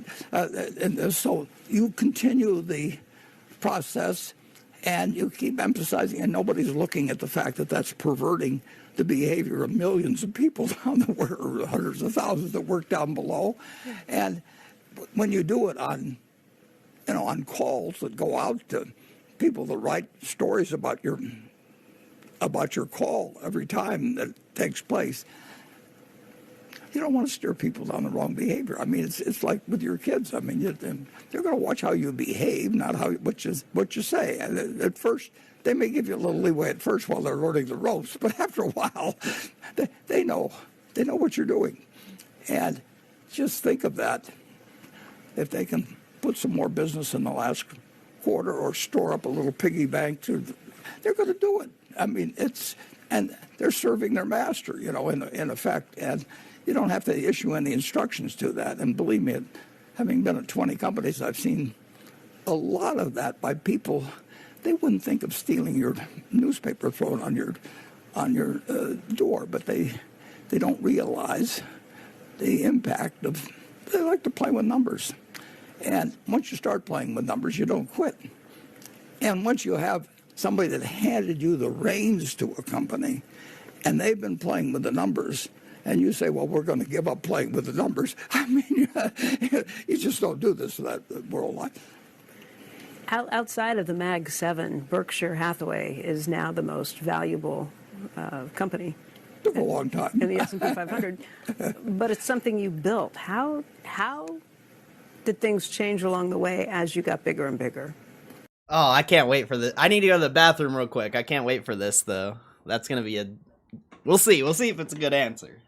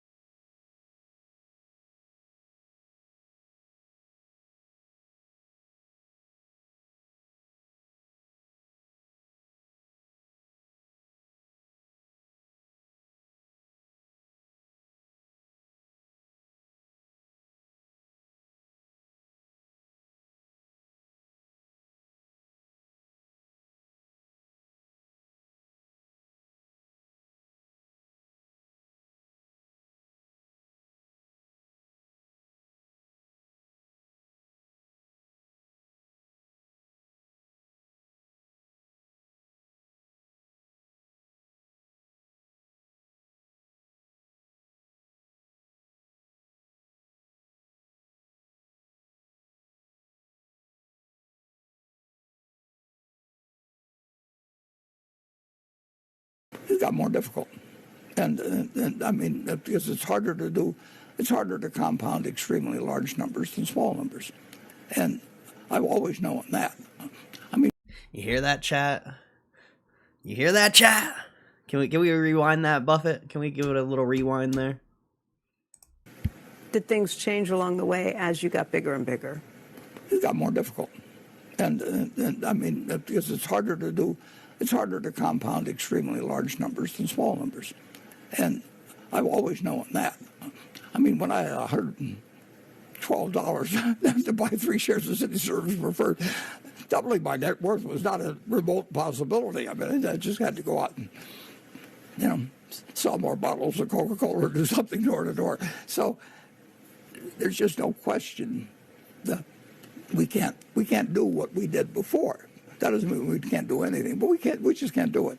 You've gotten perhaps more conservative with time. I mean, you've always wanted a buffer of cash around, and that number's gone up over time. I remember when it was 20 billion, maybe 50 billion. Well, that's external circumstances. I mean, believe me, if after we get finished talking, you say I've got a great $100 billion in your idea, I would say let's talk. I don't. But that there's always the chance that tomorrow somebody will say that to me, or I've got something to. Because now you have, I don't know what the latest cash amount is. It's over 300 and... It's over 300 billion. Well over 300 billion. Yeah, it's well over 300. It's more cash than the value of all of the stocks in the FTSE 100. Yeah, and it means that when I look at the stock market, when I look at companies of a size that would make any difference to our total, I don't see anything of, well, we're buying 1 or 2 things, but it's peanuts.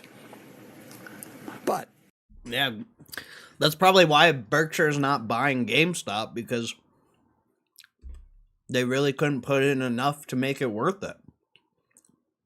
Like, even if they bought, 10 million shares would be like 200 million. Like, that's not enough for Berkshire. They need a multi-billion-dollar investment. So, I mean, it would make sense why they're not buying it. Maybe they do see GameStop as a good investment, but they can't put in enough to make it worth it, potentially. I'm willing to spend $100 billion this afternoon. Yeah. Glad I'm here today. No, I'd rather have the $100 billion in a really good business bought at a sensible price than have $100 billion in cash. I know the cash, I mean, it's certain levels necessary, but cash is not a good asset. Yeah. You need oxygen. You don't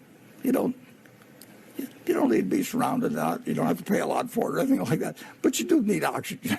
and if you ever without it for 4 or 5 minutes, you will learn.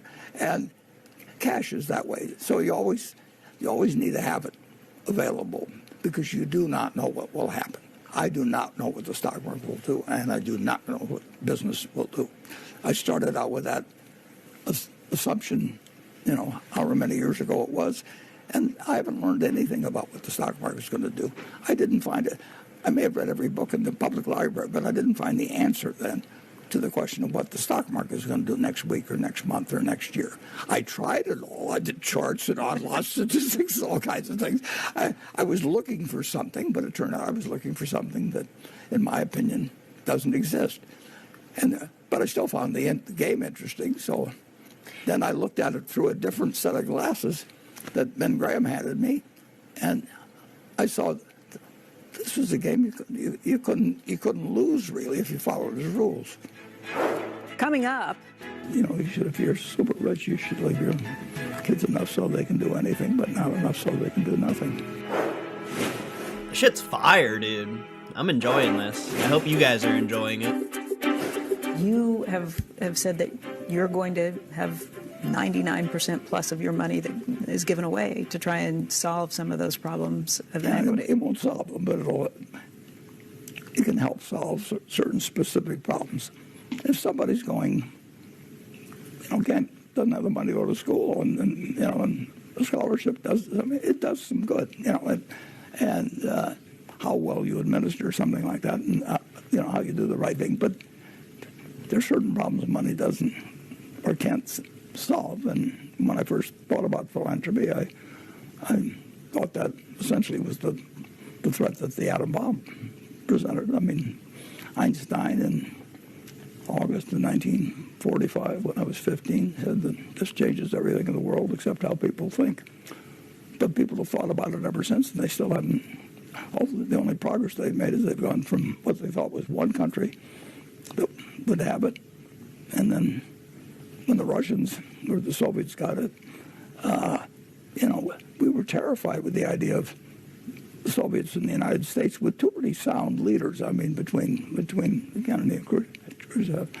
Now we have 8 going on 9, and we know we've got some people that scares the hell out of you if they got a pop gun, a nuclear weapon, and the game hasn't stopped. But it was a lot better when only one country had it than one more. I mean, the difference between two countries having a weapon that can destroy each other and one was huge. But now, since then, now the two were the good old days. Your philosophy on philanthropy, again, has changed. You mentioned that was at the beginning. And you've gotten criticism your whole life for not giving away more money sooner. Yeah. If you looked at the people with their future and with funds, you should use the people who are going to use their money unintelligently. You should have them fund the current expenditures, and you should have the people who are going to build the funds for the future actually accumulating your paper. Now, that accumulating their money, because you're going to compound it into larger sums, and you're going to have it more intelligently invested. And that sounds very self-serving, which it is, and so we did it much more slowly. And I think I would still do the same thing, but I would have hoped for a better result. And I gave up on in effect, on the nuclear money. Solving that problem. I don't know how money solves it. Yeah. I don't think I can drop dollar bills from the sky and get somebody to get rid of their nuclear weapons. You now have. If I could lay out whatever I've got, and north of 150 and I could pick out 3 countries that would permanently get out of the nuclear game, I'd do it in 5 seconds. I wouldn't wait around them. I'd die or do anything else. But just do it. I mean, that would really be something. Well, now you have north of $150 billion and growing, and. Well, whether it's growing will depend, but we'll call it. Well, we call it but the odds are it grows. Yeah. What do you want done with this? You're not going to sell a single share of Berkshire while you're alive. Yeah, but I'm not going to live that long. I mean, I'm not going to sell a single share of GameStop. No, just kidding. Who knows? Who knows? Sorry. And my kids are willing to do it. I trust them 100%. I've sat down with your 3 kids recently and talked to them about how they see all of this, just the responsibility. The enormity of it. The three of you, your father has told the world, are going to be responsible for figuring out what to do with all the money that he has built up in Berkshire over the last 60 years.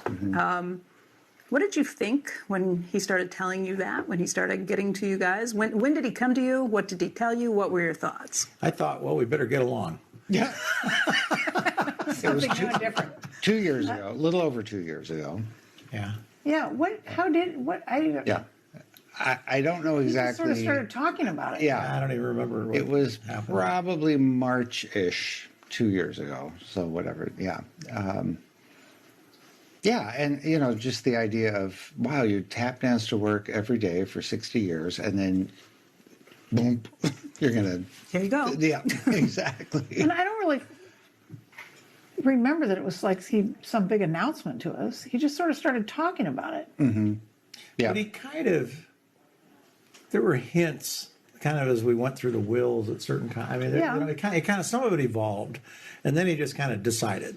But I think there was a little bit of, you know, telegraphing of some of it, not exactly in what form or how it would happen, but because we went through, you know, when he would do a new will, we would sit down and he would Yeah. say, you know, you have any questions or ideas or, you know, whatever. He became really pretty open about discussing that, like at least 10 or 12 years ago. Oh, the market closed? Oh, I'm late. I'm late. No. No. I'm late.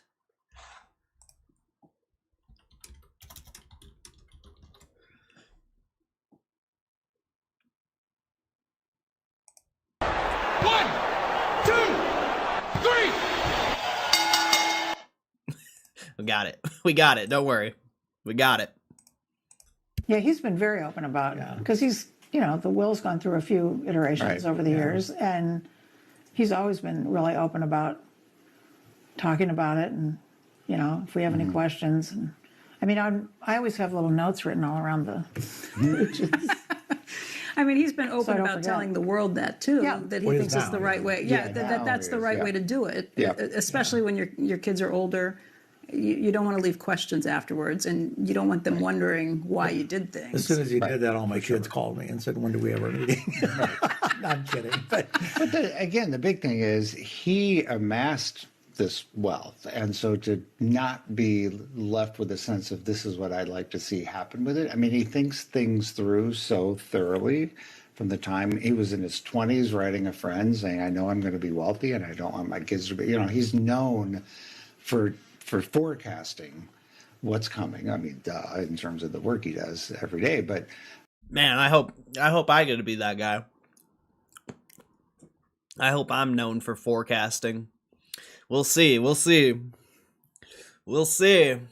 and really thinking it through. And so to put this out there without giving us any explicit instructions, he's given us some sense of what he would like to see happen in an abstract sense, but there's never been. And that, you know, again, frankly, that's a little bit, gee, I wish we could have a little more guidance because it's your money, you know, it's not ours. yeah, but that's consistent even in some of the things over the years with Berkshire because he knows things are going to change. Right. And he can't predict. Yeah, he can. everything. And so, Yeah. you know, he's provides what he feels confident will make sense at the time, or at least thinks will make sense at the time, but not, you know, not try to predict it, not try to. That's, yeah. He said years ago when he's talked about just about STB Foundation work, he has said, you know, and this is way before there was as much money as there is now, and he has said, you know, this is what I think matters now. My mother obviously was also clear about that, but he's also always said, I don't know if that'll be true in 20 years after I'm dead or 10 years after I'm dead or whatever. And so he's always, I think, not wanted to constrain us with, you know, Yeah, here's what you that's have to also- spend it on, Right. because he would say that may not matter, and then Right. something else will matter more. Yeah. So what guidance has he given you? The only thing I've heard is what he's also said publicly, really, which is he hopes that the money can go to people, what word do you use? Less fortunate, below the poverty line, whatever it is, that it would in some way affect a population that normally doesn't have the same kinds of opportunities that certainly we have and a lot of people don't have. That's all I've heard. The biggest challenge will be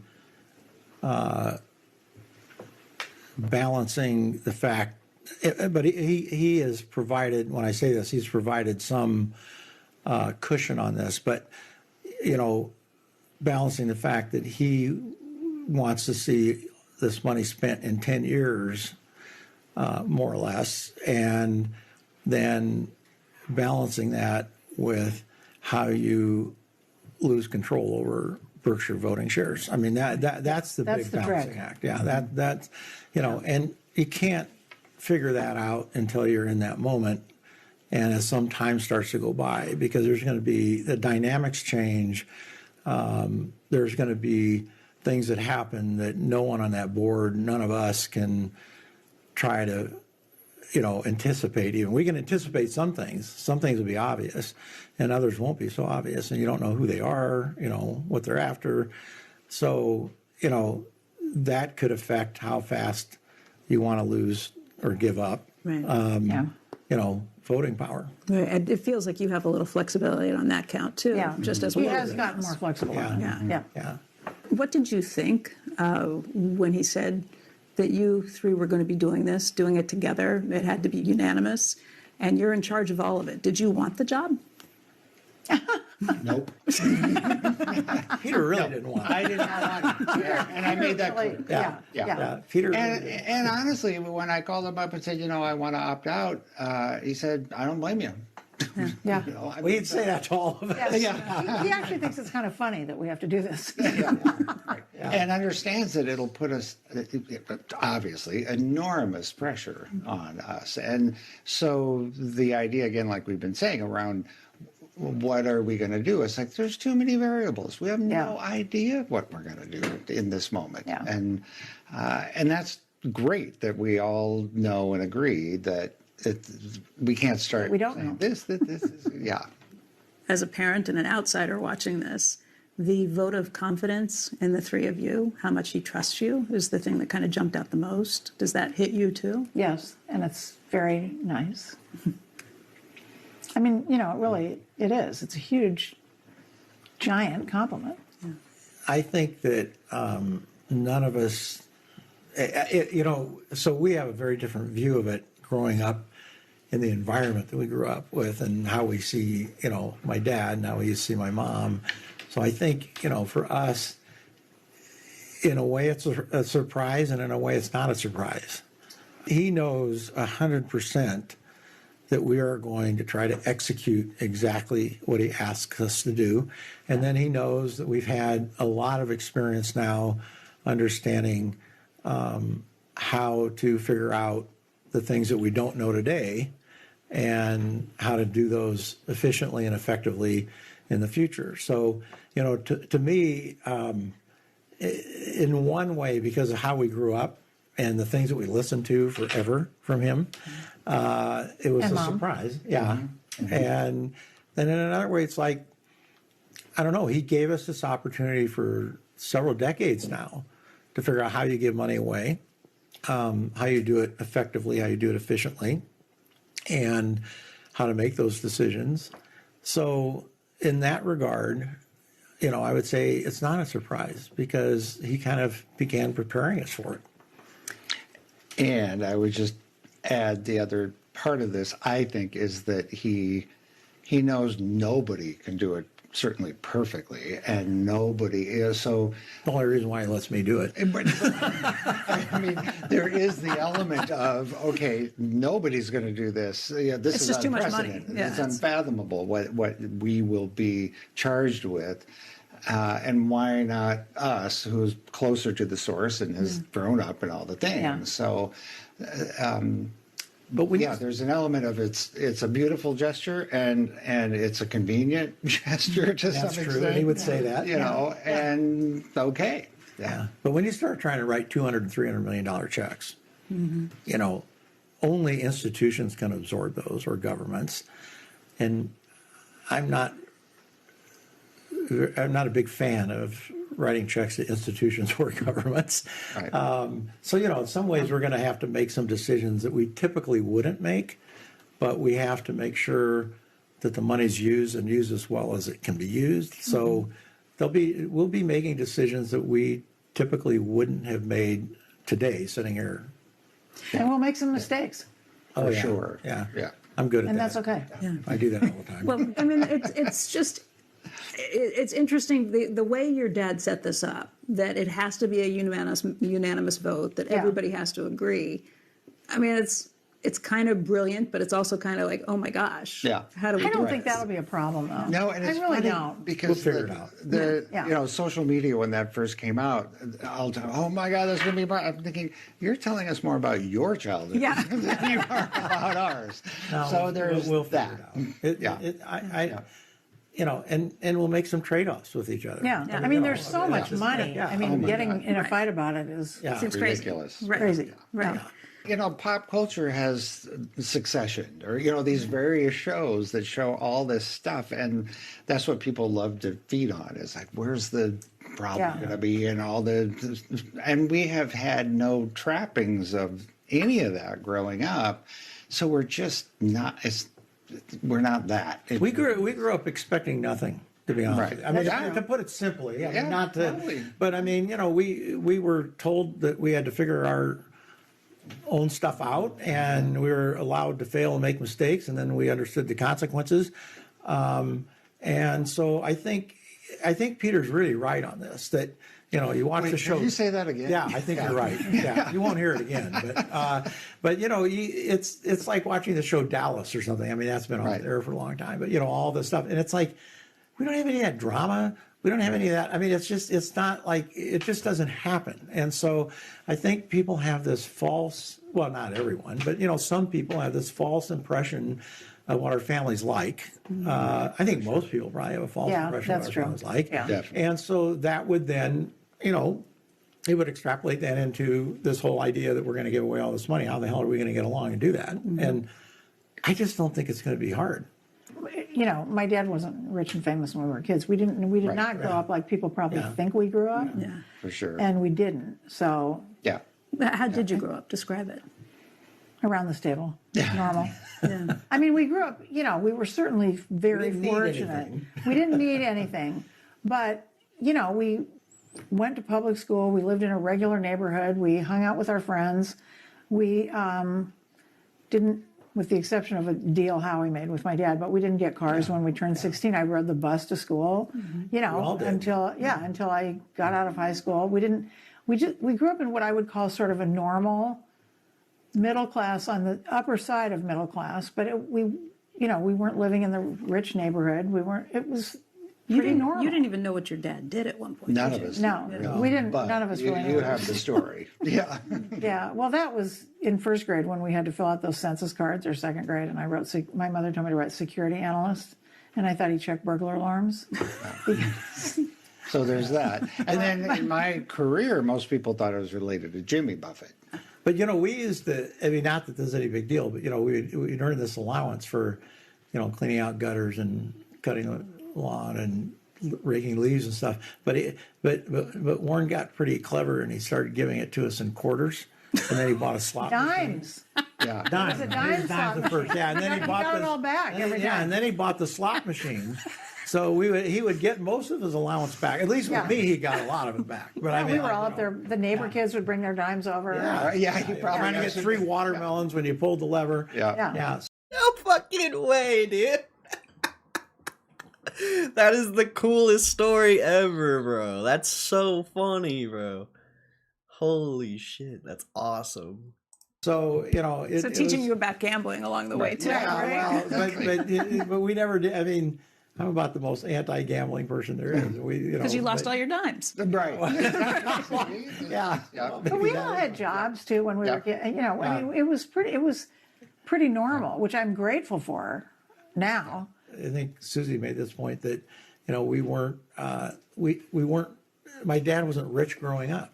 Yeah. You know, I mean, when we grew up, he was driving a Volkswagen for a while. Yeah. Then he had to start Blue picking. Bug. Yeah, he started having to pick business associates up at the airport. So he upgraded to a Cadillac. But I mean, it was only because he had to. It wasn't because he wanted a Cadillac. He didn't care what car he drove.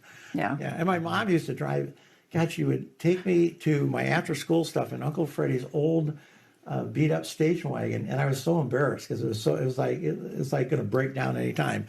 But I think she did it to prove a point to me. Like, it just doesn't matter what you show up in. I mean, What do you think that did to all of you? I would imagine at the time you may not have been super appreciative of it, but what do you think? What impact did that have on who you are today? Well, one thing I think that had really a huge impact was just living in the house with my mother in general.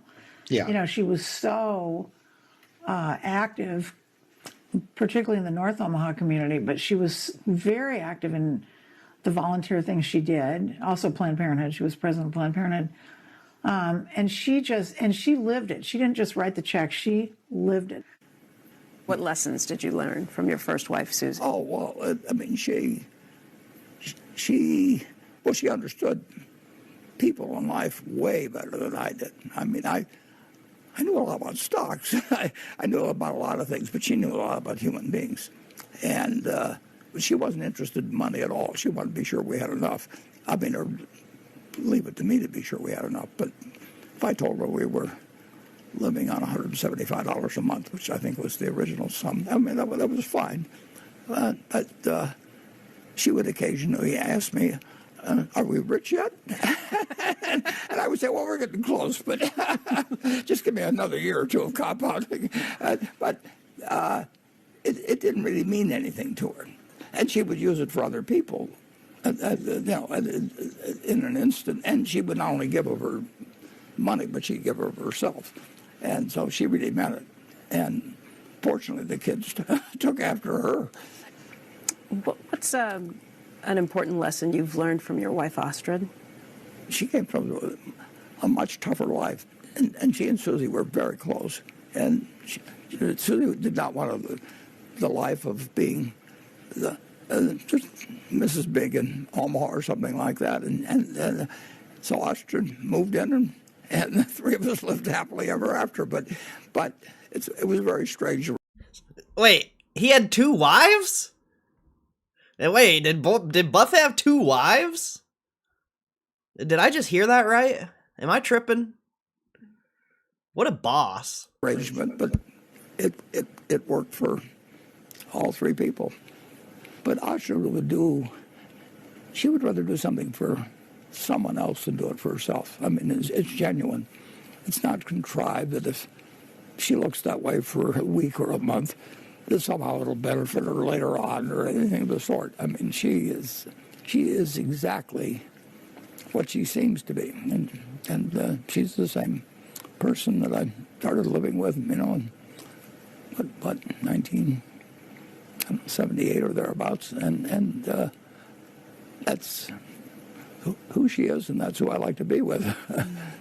Part of your thoughts on philanthropy evolved over time. You and Susie had some thoughts that you talked about when you were very young. Yeah, if you look at my will I've got one will that goes back to when I was 30 or something. Susie and I both only agreed on what should be done with money, and I said, that I would compound money better than most people, and so that it made sense for me to be a saver during my life, because the typical saver would not accumulate what I was going to accumulate, and that she would outlive me and disperse it. And now, we did some things before that, but that's when the big money would hit. And then she died first. But the idea was that she, along with, she'd get help in doing it and everything, and we never dreamt that the sum would get so large, but I dreamt it would get a lot larger than she dreamt it would. And it didn't really make any difference to her. And she would have done it earlier, but she understood the math of what I was saying. She just wasn't as impressed by it as I was. How much did you think it would eventually be to give away? Well, I didn't think I'd live to be 94. You know, let's say I died when my dad did at 60. I mean, you know, you just don't know what. But I did think that, well, I always thought we would be rich by general standard by the time I was 30 or thereabouts, and which turned out to be true. But it wasn't super rich at all. But I also knew that it would keep growing. But I didn't. You know, my dad had died at 60, and if I died at 60, it would have been a fraction of what it is now. But an awful lot of people would be using the excuse never to give it away, and I didn't feel that way. I mean, we were always, you know, the wills I wrote. I mean, we provided for the foundation we had, which was peanuts, and we did change our ideas on how much the kids should have. You had to drastically rethink things when she passed away, though. I have roughly 14.25 million shares of B stock, and by letters which were delivered earlier today, I've committed 12,050,000 shares. They're earmarked, held by me, but every July I will be giving 1 million shares to the Bill and Melinda Gates Foundation. Did I say 10 million? I meant to say 10 million.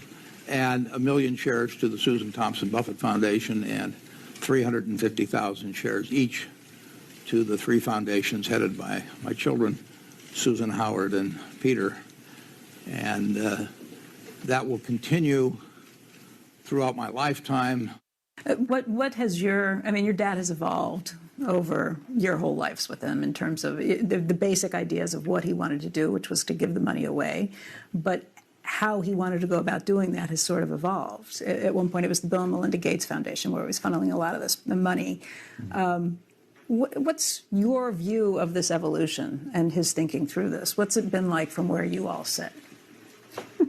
It just seems natural to me, to be honest with you. I mean, it's not. He is. Don't you think I think he's mellowed, he's evolved, he's grown. I'm trying to think what other adjectives, but since my mother died, I think. I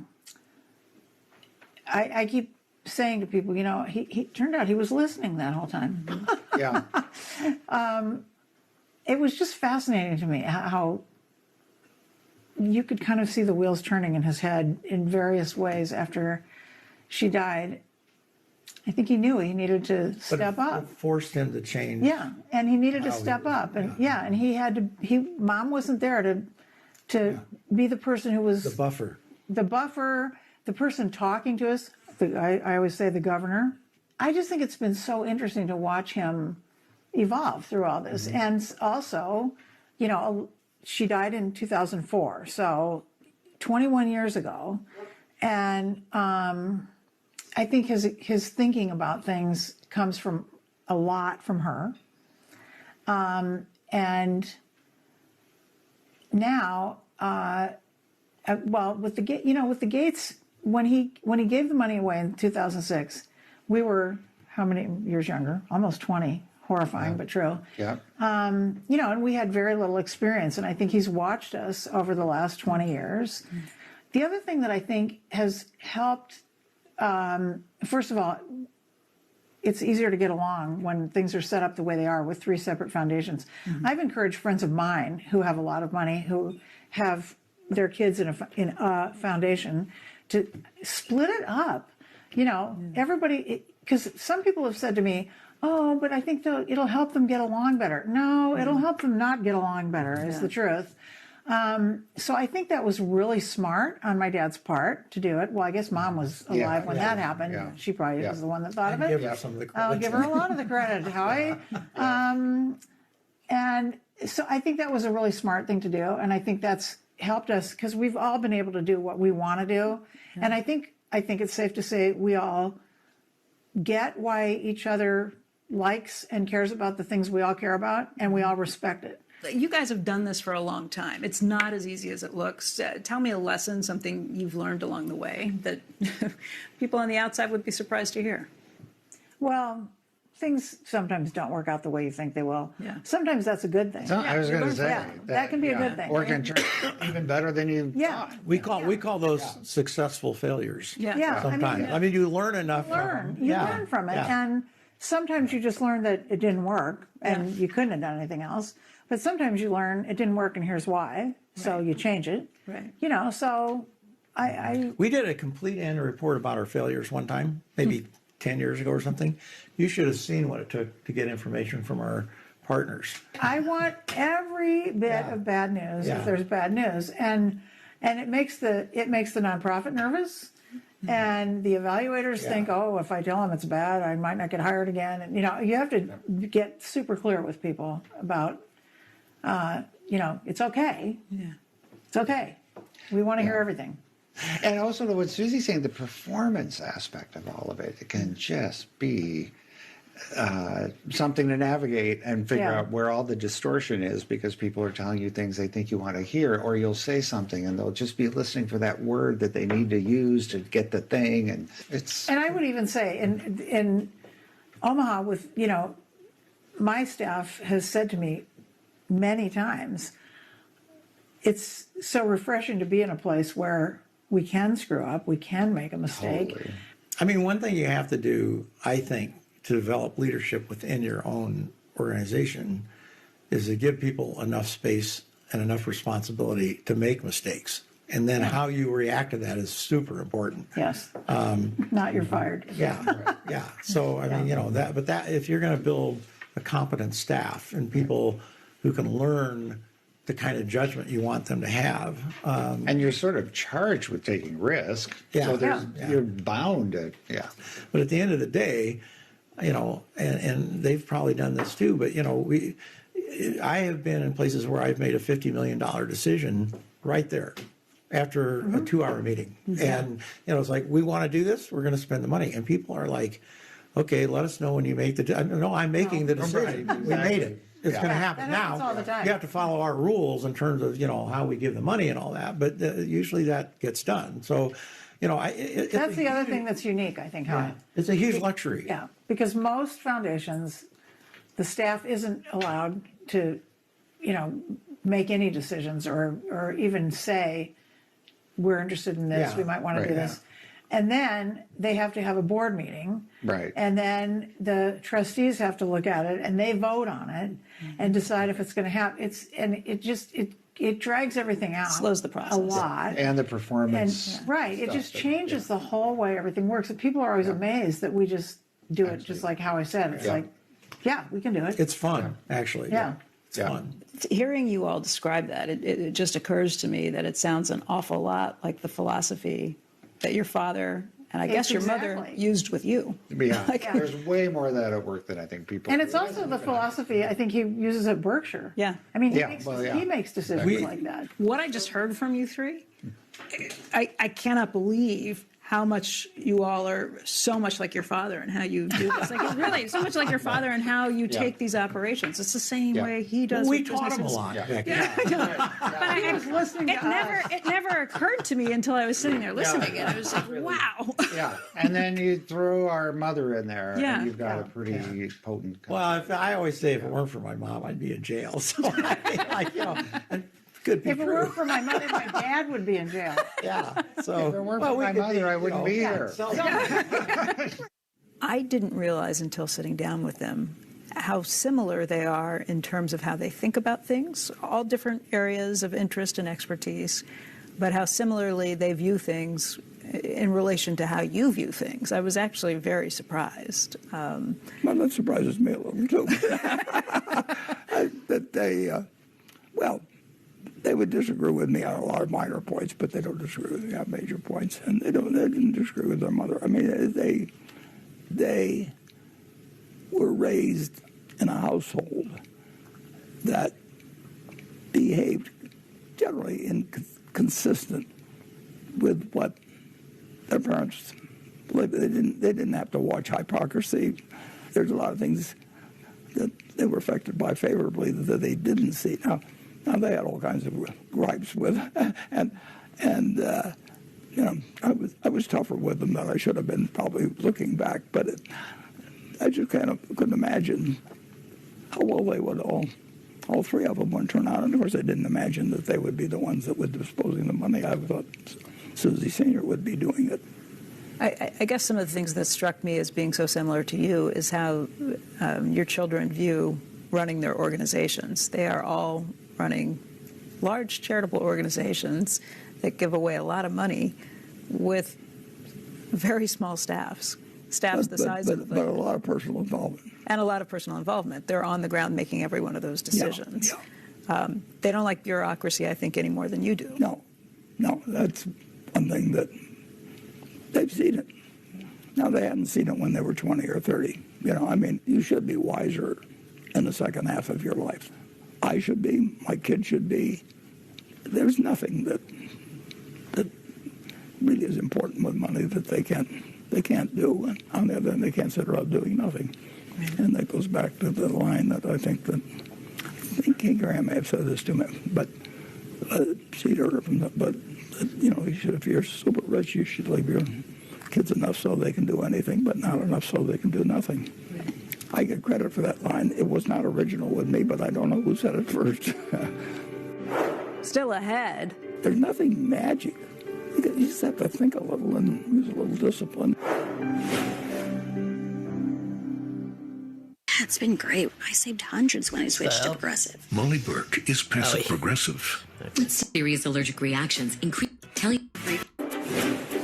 He recorded the ad for some reason. Warren, over time, you became so much more than the CEO of Berkshire. I can think back to times like after the financial crisis when you would come on our air and basically try and calm people down. They were worried about what the stock market was doing. They were worried about what was happening to their money. They were worried about what was going to happen. Bro, that's still people today. People still. Stock goes down once and they sell. It's like, we need more Warren Buffett types. Everyone's just promoting day trading and degenerate gambling. Nobody's a real investor anymore. Their jobs. They weren't just worried. They were scared. Yeah. They were scared stiff.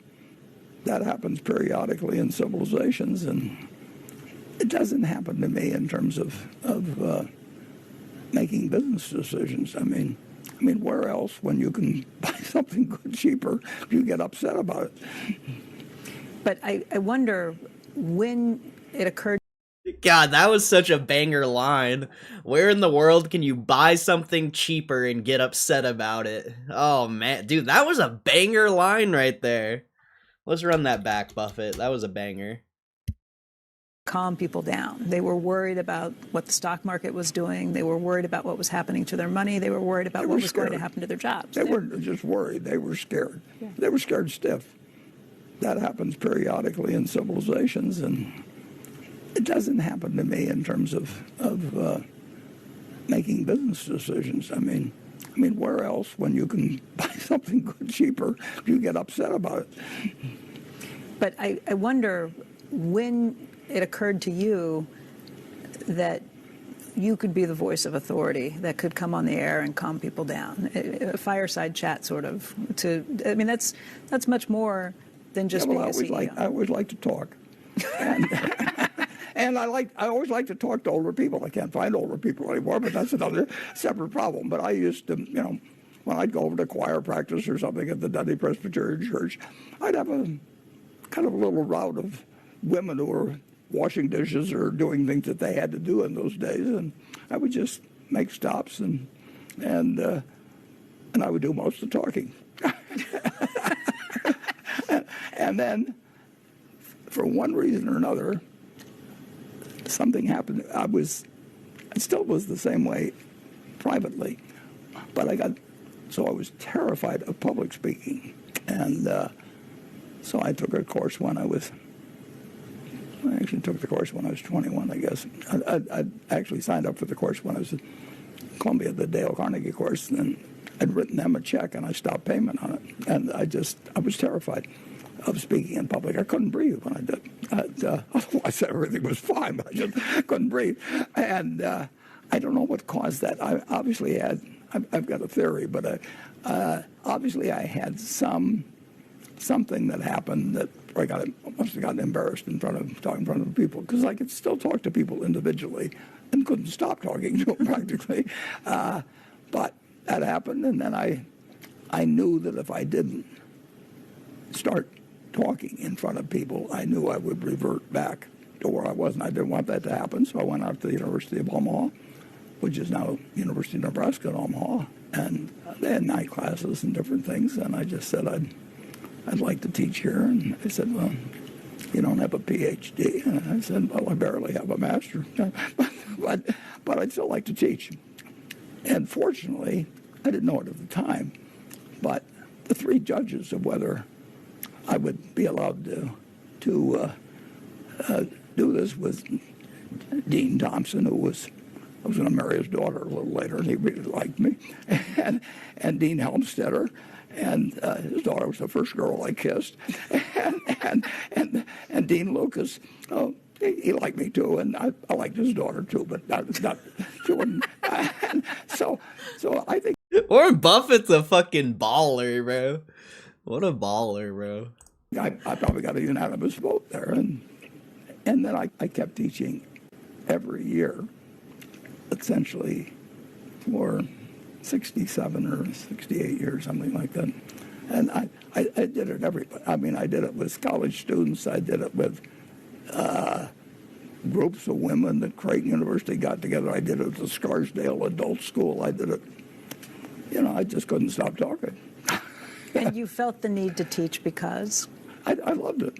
Yeah. It appealed to my didactic style, and I liked my own ideas. I just had fun teaching. And I still do, except I ran out of... I feel so similar to that, bro. I love my ideas. They're always... Sometimes they're not good, but most of the time they're pretty decent. It's crazy. I never thought I would relate to Warren Buffett, but I kind of do in a lot of ways. I'm definitely not as big of a baller as he is, though. Sounds like Warren Buffett used to be a pimp, bro. He used to be getting the girls. Yes, a few years ago. Is that, you think, what made Warren Buffett? I mean, becoming Warren Buffett, you are more than just the CEO of Berkshire. You are... I've been a teacher. You've been a teacher and a national idea. And when you talk about teaching, that's what you've done with the shareholders for years, and probably why you have 40, 50,000 of them show up for these annual meetings. Yeah, and in 2008 and 2009, everybody was terrified, and it was a scary time, I understand.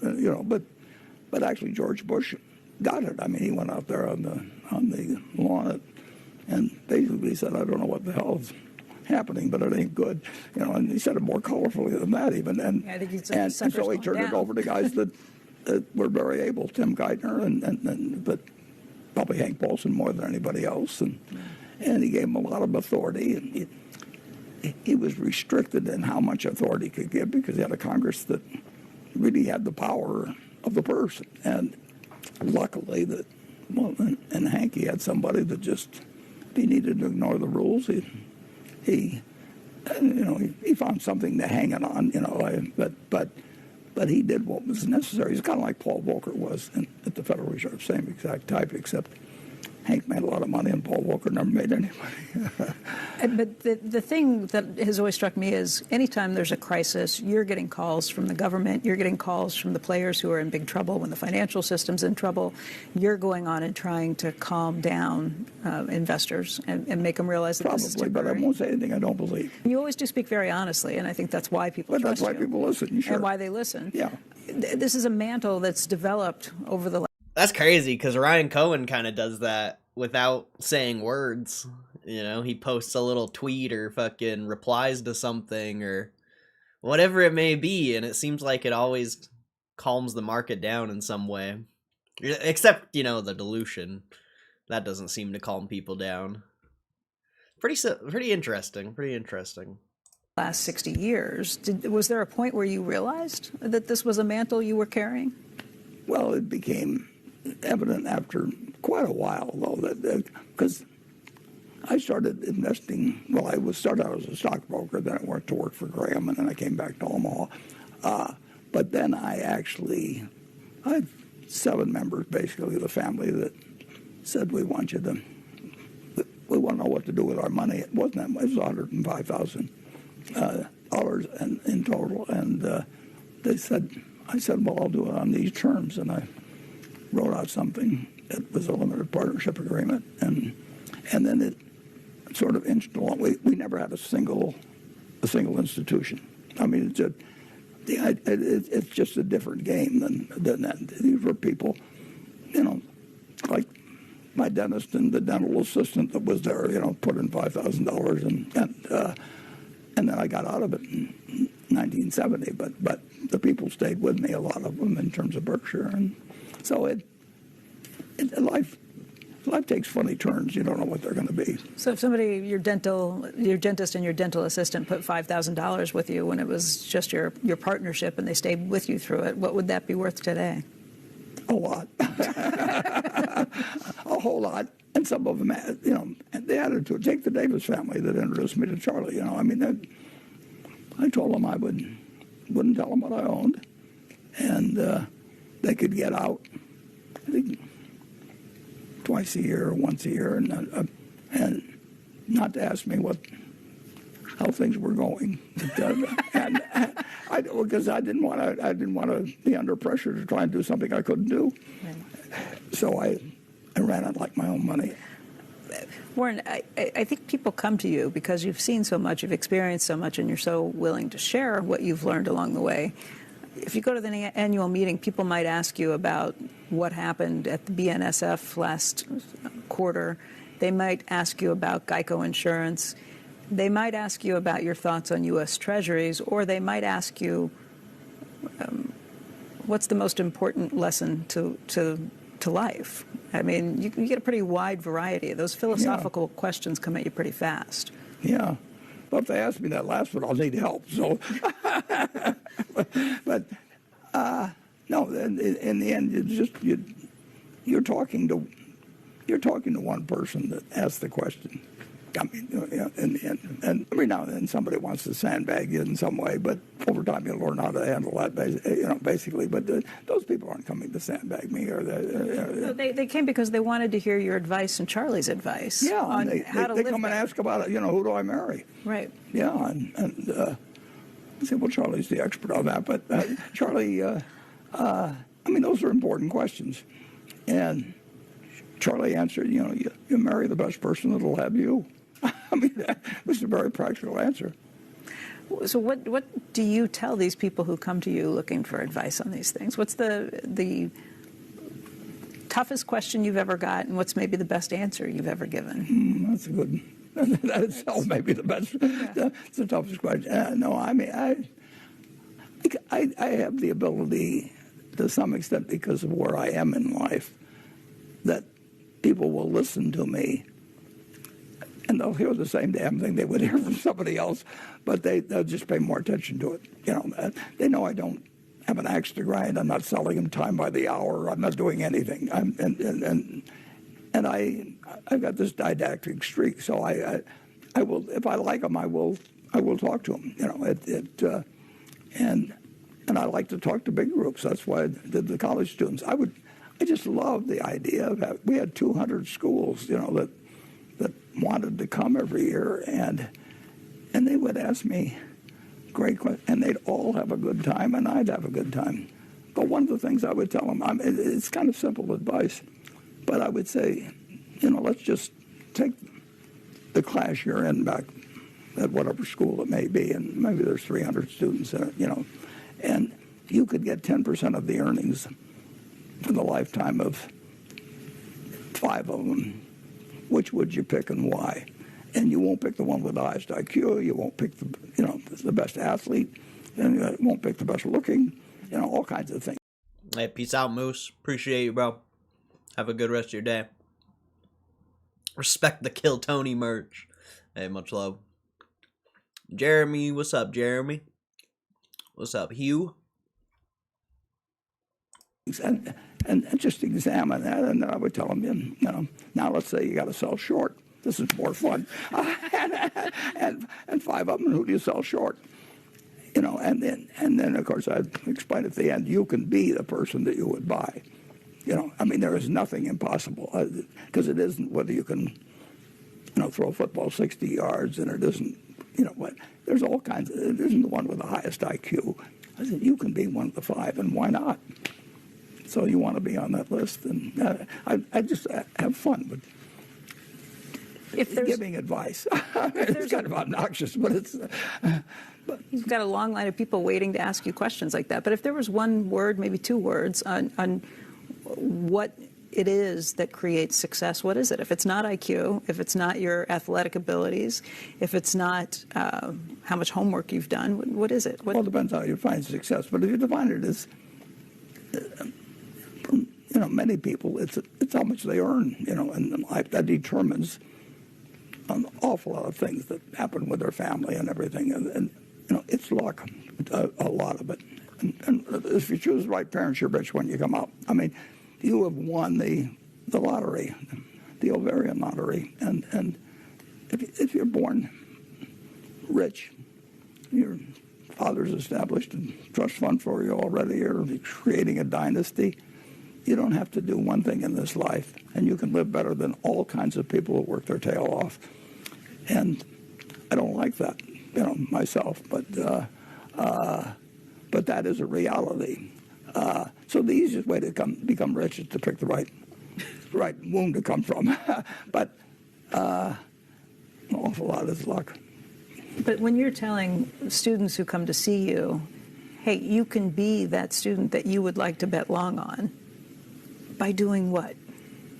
Well, you can do it by being a good person, by reading a lot, by spending less than you take in. I just tell them, you can spend 110% of what you earn once, and then you've used it up. I mean, the rest of your life you're underwater. And why in the hell you want to be underwater, and why do you want to borrow money on credit cards? And we own credit card companies. I mean, people love spending beyond their income. A lot of people, and just forget it. And Damn, that was some fire advice right there, bro. Damn, okay, we gotta rewind that. That was fucking good. Come from, but an awful lot is luck. But when you're telling students who come to see you, hey, you can be that student that you would like to bet long on, by doing what? Well, you can do it by being a good person, by reading a lot, by spending less than you take in. I just tell them, you can spend 110% of what you earn once. God, that is such a good line, bro. You can spend 110% of what you earn once. One time. God, that is such a banger, dude. Holy shit, that's a banger. By spending less than you take in. I just tell them, you can spend 110% of what you earn once, and then you've used it up. I mean, the rest of your life you're underwater. And why in the hell you want to be underwater, and why do you want to borrow money on credit cards? And we own credit card companies. I mean, people love spending beyond their income. A lot of people, and just forget it. And nothing wrong with a mortgage on a house that when you're, at some point. But even that, I'd be careful on. The people that aren't worried about money, on balance, are quite a bit happier than people who are worried about money. And there's nothing magic. You just have to think a little and use a little discipline. And of course, who's inclined to use a lot of discipline when they're teenagers or in college? I mean, I understand that, but I will tell you that don't get in debt. And I used to tell students that this back many years ago when I could make $150 a month delivering papers in the morning. Well, what'd it take an extra hour and a half? Just get up an hour and a half earlier and have $150. Charlie used to sell himself the best hour of the day. He was charging $20 an hour for legal advice, and then he just decided that his best hour was from 6 to 7 in the morning, so he was just going to sell himself that hour.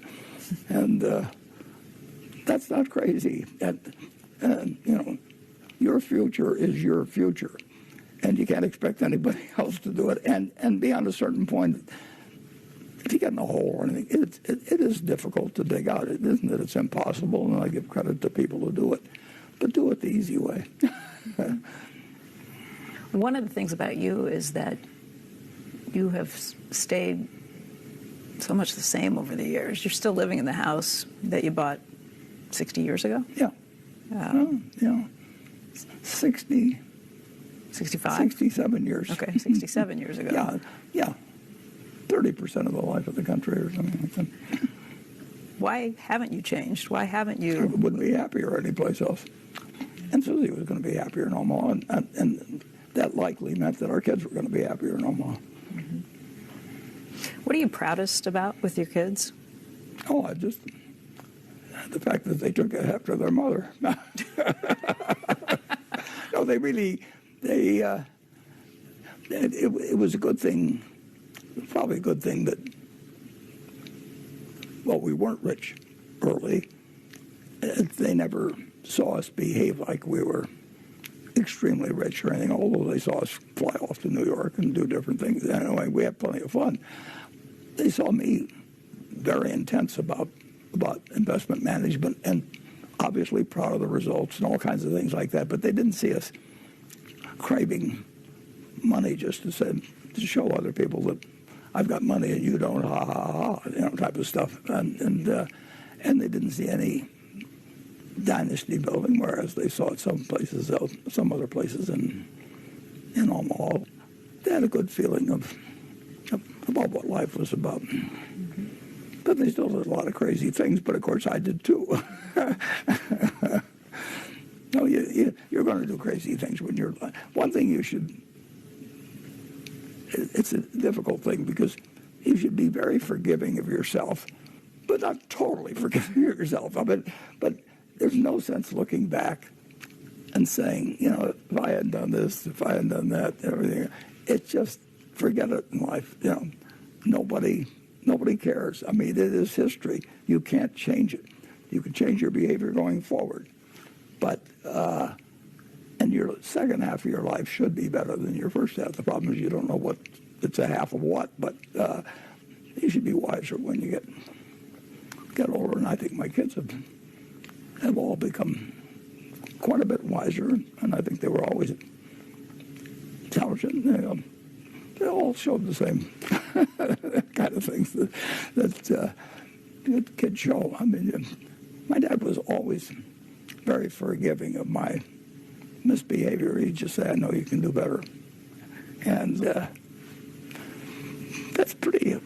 was very powerful stuff. I mean, because I could do better. I mean, I knew it, he knew it, and I was behaving like a jerk for a long time. And it's nice to have somebody have faith in you. If you want to have good children, be a good parent. I mean, you just care about them, But you don't give them lectures about doing bad things when you're doing the bad things and they're actually just acting like teenagers. You feel good. I feel terrific, yeah. But I know it won't last forever. But then I knew it never would last forever. In '94, I won a game I didn't deserve to win. Well, that's fine. I accept that, This is our kind of world, folks. But, the one quality that I measure people by enormously, because everybody can do it. And that's whether people are kind. I mean, that is something that really doesn't cost you anything. It is an act that doesn't belong to any religion, doesn't belong to anything. And why in the world wouldn't you be kind? I mean, and some people are and some people aren't. But you feel better if you're kind, I think, too. Johnny Agnelli one time, I only met him one time. Johnny Agnelli, the Fiat group, and he was quite a guy, and I met him one time. And he said, when you get old, he says, you got the reputation you deserve. He says, you can get away a long time with the other. And he was reflecting, but it's true. I mean, if you look at those people I named, whether Tom Murphy or Sandy Gottesman or Walter Scott, they had the reputation they deserved in the end. But of course, if somebody dies at 40 or 30 or, that's a different situation. But if you live a long time, you've got it. And kindness is, it just doesn't cost anything. You haven't given up anything. It's just so easy. And you get it back with interest. Warren, we've covered a lot of ground. Is there anything that you feel like we've missed out on? Anything? No, I would just ask anybody to challenge me on whether being kind could hurt them in any way, and whether the net happiness of the world wouldn't be better if every morning they said to themselves, I'll have things that are good and bad that happen to me today, but I can be kind to anybody. God, that was good. That was a banger. That was a banger, bro. Yeah, facts. How could you not like Buffett? So wise. That was so good, man. That was so good. The Russell, I think, hit another all-time high today. Not quite. Well, maybe. Maybe if you looked on a real chart, potentially it made another all-time high. Yeah, that was hella good. That was way good. I wish I would have recorded it. That would have made a good video. Stealing someone else's recorded video. But it's all good. At least we got the stream, I guess. At least we got the stream. Alright. Is there anything to look at before we get out of here? Let's see.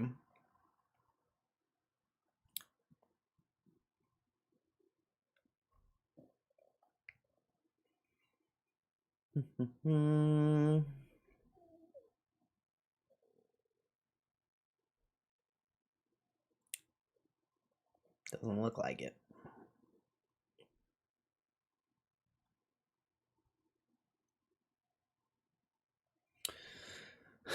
Tesla's moving full self-driving to a monthly subscription? Oh, that's whack.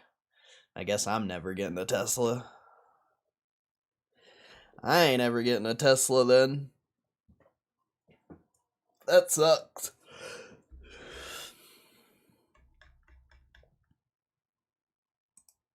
Not surprising, though.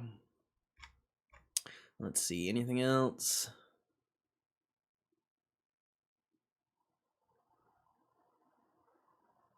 God of War TV show?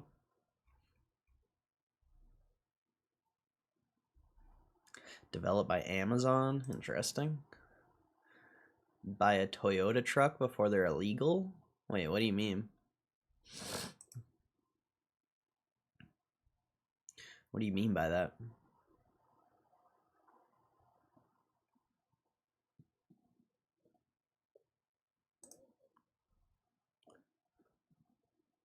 It's a sales tactic? I mean, it's not a very good one. It just screws over anyone who already has full self-driving.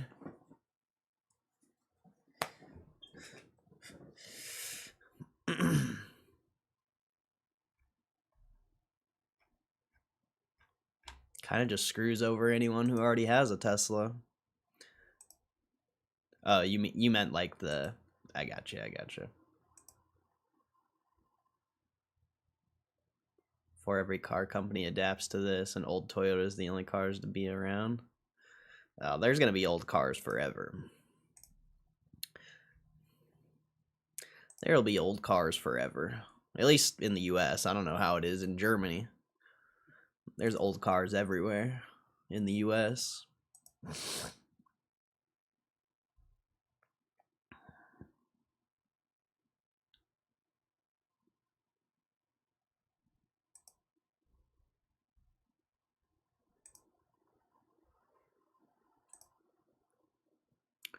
Damn, Bitcoin at 97. I think it was at 98 earlier. Or it tapped 98 or something.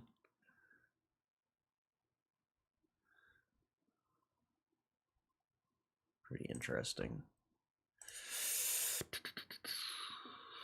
I want to see the Russell. See where the Russell's at. Yeah, no, not quite. You're like $15 off another high on the Russell. 15 points, however you want to say it. But still, another solid green day on the Russell while the whole market was down. Very interesting.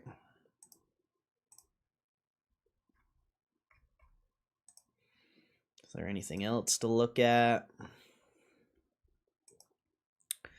I'm about to get out of here unless you guys got something to talk about.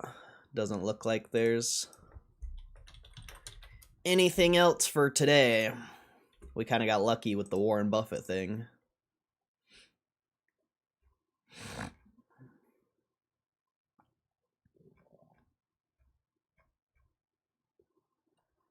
Nothing on Reddit. Yeah, I mean, you have TSM earnings tomorrow. Maybe that could potentially be something to stream about, but I don't know. But either way, I think it's time to get up out of here. So, I hope you guys have a good rest of your day / night, wherever you reside in the world. And thank you for supporting the stream. I really appreciate you guys, especially all the people who are here every day. Thank you for always supporting. I really appreciate it. And shout out to the new people, if there's any new people out there, any new lurkers, or I don't know. Thanks for giving the stream another chance. Hopefully we see you again. Peace out, Muma. Peace out, Rosh. I don't know who else is here, but thank you guys for always supporting the stream. Maybe Mr. Jeremy's here. Maybe Ruben. I know Moose left, but I hope you guys have a good rest of your day. Thank you again. And I will see you tomorrow. And, yeah, I think, I don't know. I think next week or two should be pretty interesting for GameStop. So we'll see what's going to go on there. But the overall market's pretty interesting right now. So I'm pretty excited. So I'll catch you guys later. Have a good one. Peace!